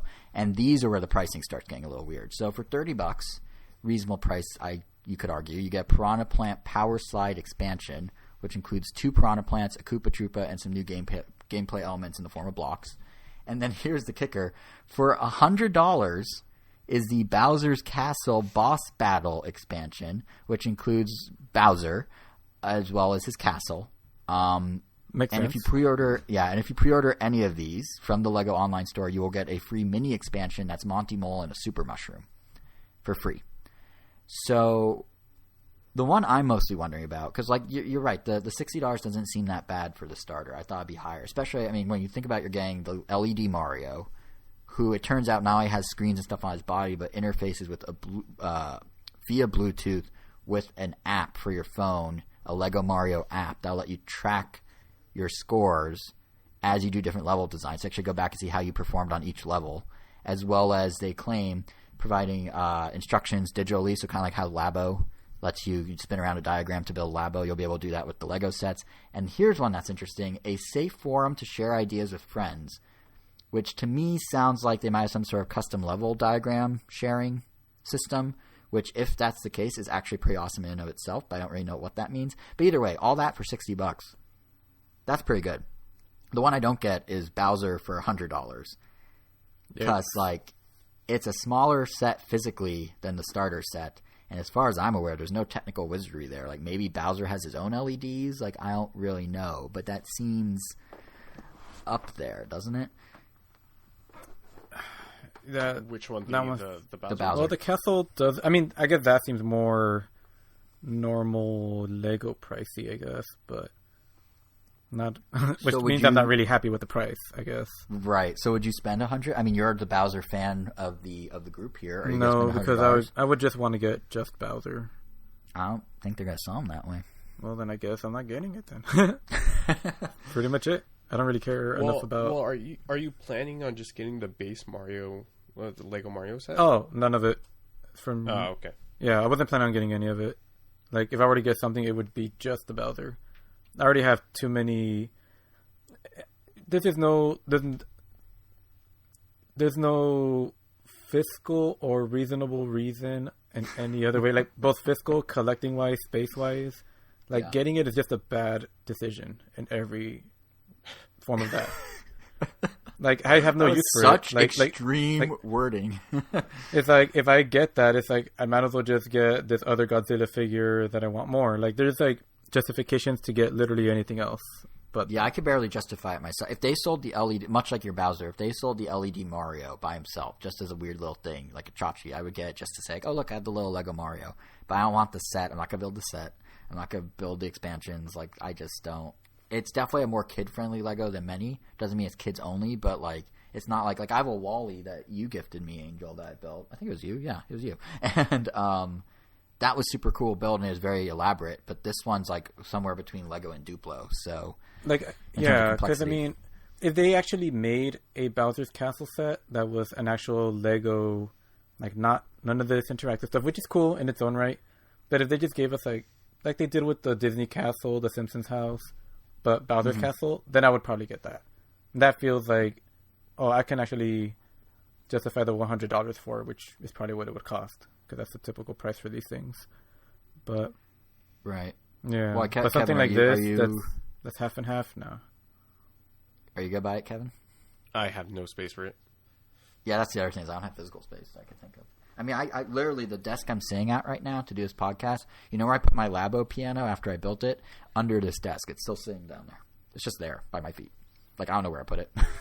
It's cool. It was fun to play with. It's fun to build, but I don't know what to do with it now. So that sounds sad. Right. Yeah, so it's kind of the same deal. But it is like, in a way, yeah, the $60 like for a Lego thing doesn't seem too bad. But like I was saying, beyond even Lego Mario, like we literally have no idea on any official level what's coming down the pipe from Nintendo at all. No pun intended there.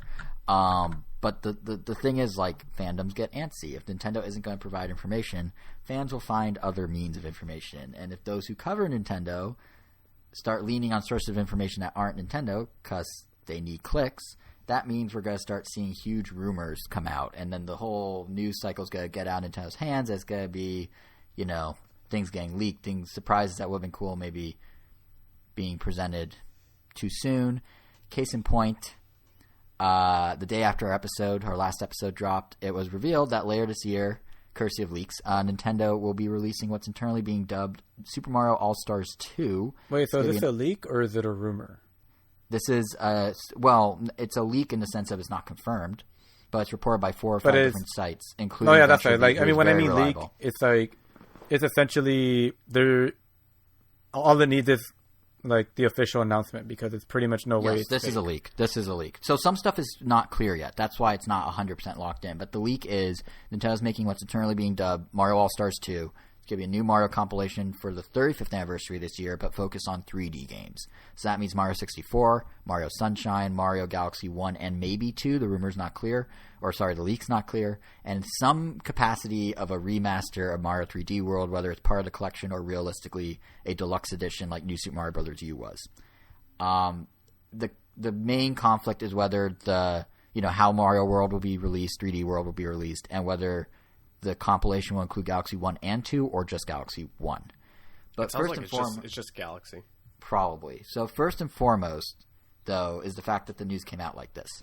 Like, originally, Nintendo was hoping to reveal the games at a physical event during E3, celebrating Mario's 35th anniversary. They talk about new details about the theme park. They talk about the next Paper Mario game, which also, as part of these leaks, apparently that's coming. It's going to be a return to form to the old format. That's all we know. Awesome. But with, there you go. Surprise. But with E3 and physical events not happening anymore, they're now reassessing the approach, and that opened the door to these rumors and leaks and stuff. And as I just did to you right now at Paper Mario, I just realized you probably didn't know that until as I was saying it, which is why I then made the kind of a surprise afterwards. Angel, I know you have thoughts on this, of how these things are coming out now. Would you like to get on your soapbox for a moment? I mean, I don't know. I think in recent years, or I don't know, actually no, in general, like, I've just never liked rumors. I know rumors... Well, rumors or leaks? Rumors or leaks? We should do the same clarification that I guess both. Did. Both, okay. Rumors or leaks. I mean, like, people, just conceptualizing or discussing wants and what they would hope for, like, that's something else. But rumors and leaks, I feel, are just bad for the industry and just bad for gamers in general. Like, I can't think of anything good that comes out of them except for the fact that someone gets to report on them, which means, they get to do their job, because that's just what their job entails, which kind of sucks. But because rumors and leaks just set expectations. Doesn't matter whether they're... I mean, if they're low expectations, great, obviously, but for the most part, rumors and leaks always set really high expectations. And that's never a good thing. Because even if, like, for example, like a recent The Smash Brothers The Grinch leak, I think is what it was called. Like, like whether that one ended up being true or false, like, didn't even matter. The fact that this was like a quote-unquote rumor or leak already set everyone to have a bare minimum expectation. Like, all right, oh man, all these characters would be cool, like freaking Banjo and blah, blah, blah. We're getting all these characters. For those that believe it and for those that didn't believe it, like, I just kind of dismissed it, but I still saw that roster. I'm like, oh, that would be cool, but I know this can't be true.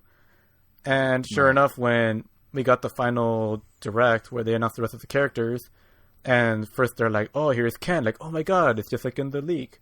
and here's Incineroar just like in the leak, and they're like, and that's all the characters.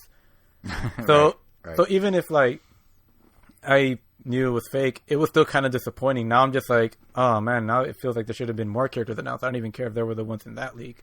And if you did follow the leak and you believe the rumor, you're obviously even more disappointed because, that means none of those were in there. They were in there eventually, the DLC, but it just sets unrealistic expectations. You're going to be disappointed either because the game didn't do something that I never planned to do, or because it, pretty much that. Or and it the was thing and it just kind of sucks.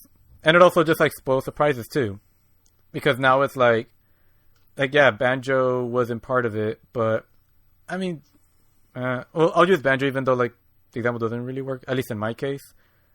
But okay, like Ryu being a Street Fighter, like a lot of people thought Ryu was a given, but like his reveal trailer I thought was really cool. Like they pretty much kind of like all the reveal trailers, they spoofed the intro to Street Fighter 2, like him in the black background, the lightning, he's bouncing up and down, Hadouken's the screen. But the day before, like everything got leaked, like his gameplay, everything. But that's right, I remember that.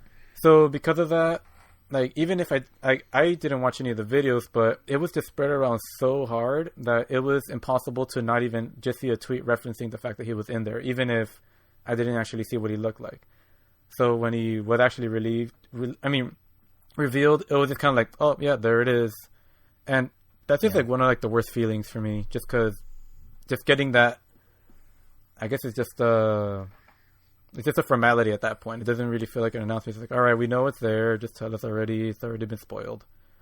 But I do owe you apologies. They're just fun killers about the Paper Mario thing. Fun killers and expectation messer uppers. To your point though about like people saying expectations too high, because like they're part of it. I mean, this is what we have to deal with. I know they're not going away, and I literally just have to deal with it. But they just suck. Yeah, no. To your the world would be better without them.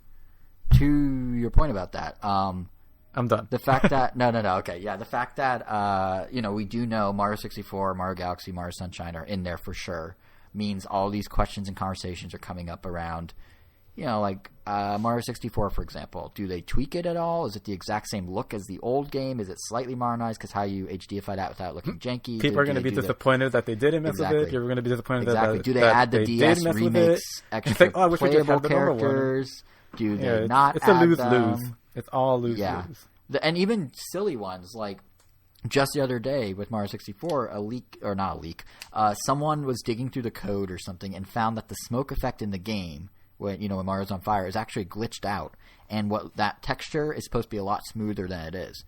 So does Nintendo like fix quote unquote that, or is the broken one the one now, and then they HDify that? Like there's always weird things that if they just showed the game and I was like, oh cool, Mario 64 in HD, they like now there's gonna be all this speculation about which smoke are they using and is it the right smoke?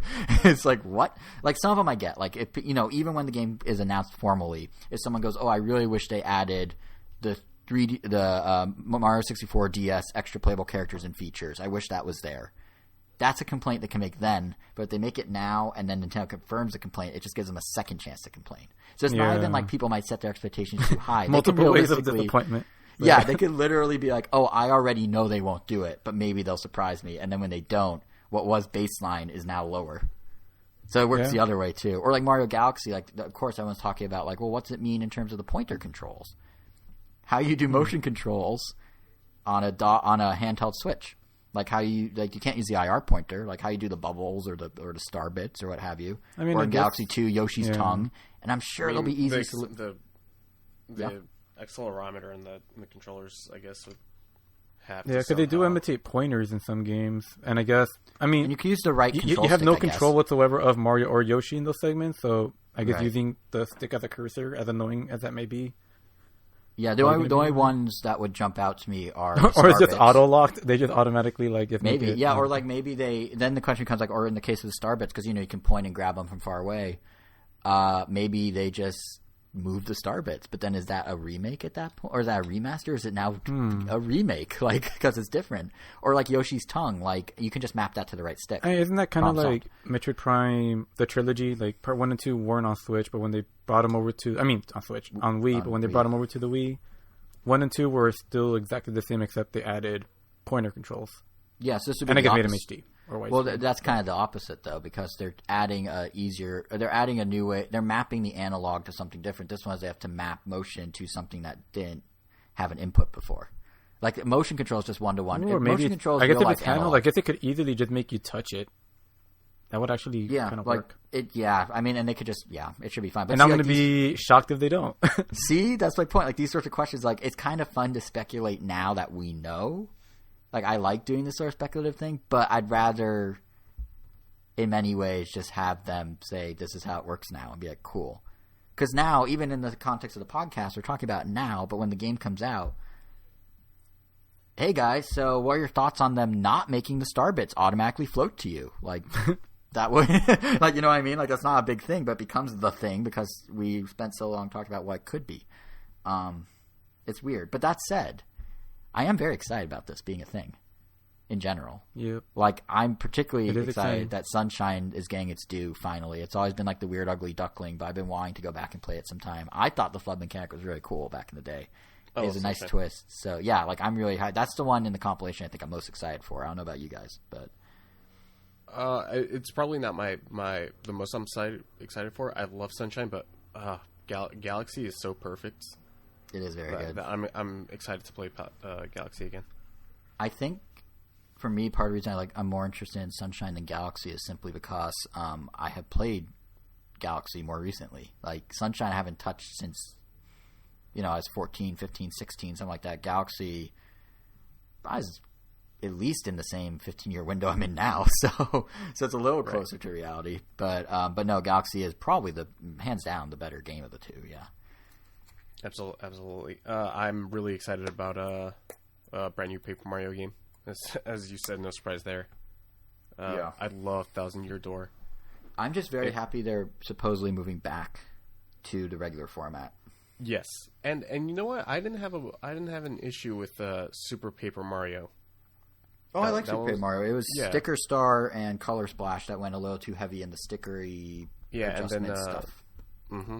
It still had like the length and like lore that Thousand Year Door had. It was just different gameplay mechanics. The other ones, Sticker Stars, I feel just like stripped away a ton to get at what they wanted to do. Yeah, and it was more like casual friendly, which didn't make sense because it wasn't built as a casual game, but it was a more casual friendly take on Paper Mario, at least in my opinion. But supposedly this one's gonna be kind of like in the spirit of Thousand Year Door, so that's pretty exciting. Yeah, and that type of rumor is a little better at least than the Mario compilation because they didn't spill everything. They just said, "Hey, keep an eye out. Paper Mario's coming." It'd be cool if it was a surprise. I still prefer surprise, but at least that one's vague enough. That's not going to... we know everything about the compilation, basically. But even then, I'm sure like there's someone that's going to be like, well, now I know it's a Paper Mario game. I'm going to be even more disappointed if it's not like a successor to Thousand Year Door, even though they say it is, but then it's somehow just like, I don't know, Color Splash 2.0, which what's going to be was better received. I mean, I will give it that. Sticker Star and Color Splash did a way better job at the paper theming than Thousand Year Door and Paper Color Mario. Splash was so good at that. It looked great. Like Paper Mario in HD was like the thing I never knew I needed. Like it's everything they do with it. It literally sounds like you're talking about a drug. Yeah, it is a drug. No, but seriously, it was so like the way they turned the paper effects into more 3D space things was really cool.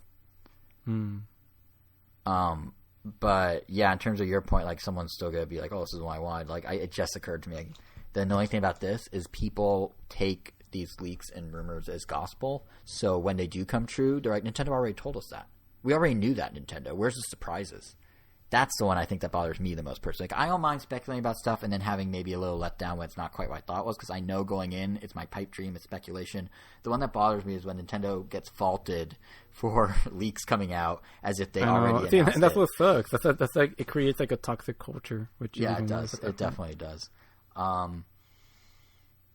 Yeah, but it's unfortunate because like as the news cycle continues to be all wonky and weird right now, it's likely that more and more of these conversations we're having right now about like stuff that's happening because it got leaked is probably going to become more of a thing because these publications, even on some level, us as a podcast, we're filling the time with the latest news, and the latest news is what the sources are now leaking because Nintendo's not saying it. So it's a weird. It's weird. Like the fan base has to latch on to something. Basically, they're not just all gonna go dormant. So when there's not official stuff to eat at, to chew on, they're gonna complain that there's no directs, and when they complain there's no directs, they start looking more at rumors and leaks, and then some leakers see an opportunity, and then they leak real information, like the Mario collection, supposedly. And here we are. So it's a weird catch-22 we're kind of in. Well, what a world. We'll see. There's no projected date for this anymore, right? For the collection, I think they are aiming for this year, but who knows? For the direct. Oh no, the direct. Well, the mini was probably. My theory is the mini was going to be the real direct, like a full direct, and they scaled it back when they realized they don't know any release dates of anything past the immediate future. So basically, everything from June on, Nintendo's like, and just kind of pulled it out of the direct and turned it into a mini. That's my guess. Plus, the last thing Nintendo needs is stories about them delaying every single game they announce, so they could just not announce them. But what I'm saying is, there's no projected date for these announcements like there was before. Right? Because that was part of the rumor that this was coming out. Yes, it's going to be E3. Now, the theory is when E3 said they were organizing a digital event that Nintendo and that a lot of exhibitors were on board, everyone's like, "Oh, of course, Nintendo. They're already digital." If E3's not organizing that gives Nintendo flexibility for better or worse. So it could be May, it could be July, it could be next year. Who knows? Right. And it's kind of a weird last note for this episode. Like, as honest as this all sounds, it is kind of where our episode ends, just because, like, there's literally... Like, it's nice to have such a cool idea of a remake, and the fact that, there's some fun and pipe dreams of what we want games to be. A lot of people are going to be unhappy at the end of the day. Yeah, and, like, the vagueness of the news cycle is certainly a weird final note to be like, Mario Collection's going to be awesome. When's it coming out? Who knows? What else are they making? Who knows? Are they even going to tell us anything ever again, or are we all going to be dead? Who knows? So... Yeah. But on the flip side, though, next episode should be kind of fun because we're going to continue to look at, we're going to be talking about games new and old that we've been discovering and rediscovering. But also we got to look at the positive impact that the current situation is having within the gaming world. Things like how, like, the Switch is continuing to sell like crazy. We'll have MPD numbers for March. We're going to have whatever news there does end up being. I'm sure there's going to be some smaller announcements. Indies probably have some little projects that they can work on at home and can release like really small stuff, like kind of like WayForward did a couple of weeks ago on April Fool's Day. They just out of nowhere brought a PC port of a game with the craziest name in the world. It's like something cat and keep off my salad or some weird thing like that. Like, there's it's weird like a game like they. Like you said, like an April Fool's joke from a long time ago that I guess became real. Yeah. Which is so like we're gonna still. I think like as far as like where this goes as a show, I think we're still got some cool stuff to talk about, and there's still like the bigger movers and shakers of the industry doing some stuff, but it's definitely not business as usual. So it's gonna be kind of strange, but hopefully folks stick around for the ride. I mean, we'll be back April 26th with who knows what, but it should be fun. For sure. Yeah. But unless there's any other things you guys want to bring up on this episode, I think we just about covered it all. Like literally all of it. Like there's no other news for some reason. What? It's one of our longer ones somehow. Yeah, I think it was all the game talk. We talked about like 6 games that we've been playing, which again is like triple what we normally do. It's just a lot of gameplay. But yeah, so I guess on that note, I guess the only thing left to do is the usual end of show business to get to, which is make sure that you don't miss our next episode on April 26th by subscribing to us on all the podcast apps. That includes Apple Podcasts, Google Podcasts, Stitcher, TuneIn, Pandora, Spotify. On YouTube, we are RandomNintendo.com. You can also follow us on Twitter at RandomNintendo or individually. I'm JSR7. Kevin's KVN Gomez, and Angel is Wero, WEIRO_O. And yeah, that just about does it. It's going to be an interesting few months as people that cover game news and releases. So if nothing else, it's going to be a wild time. But as always, Kevin, you get the final word. Wash your hands and wear your mask, people.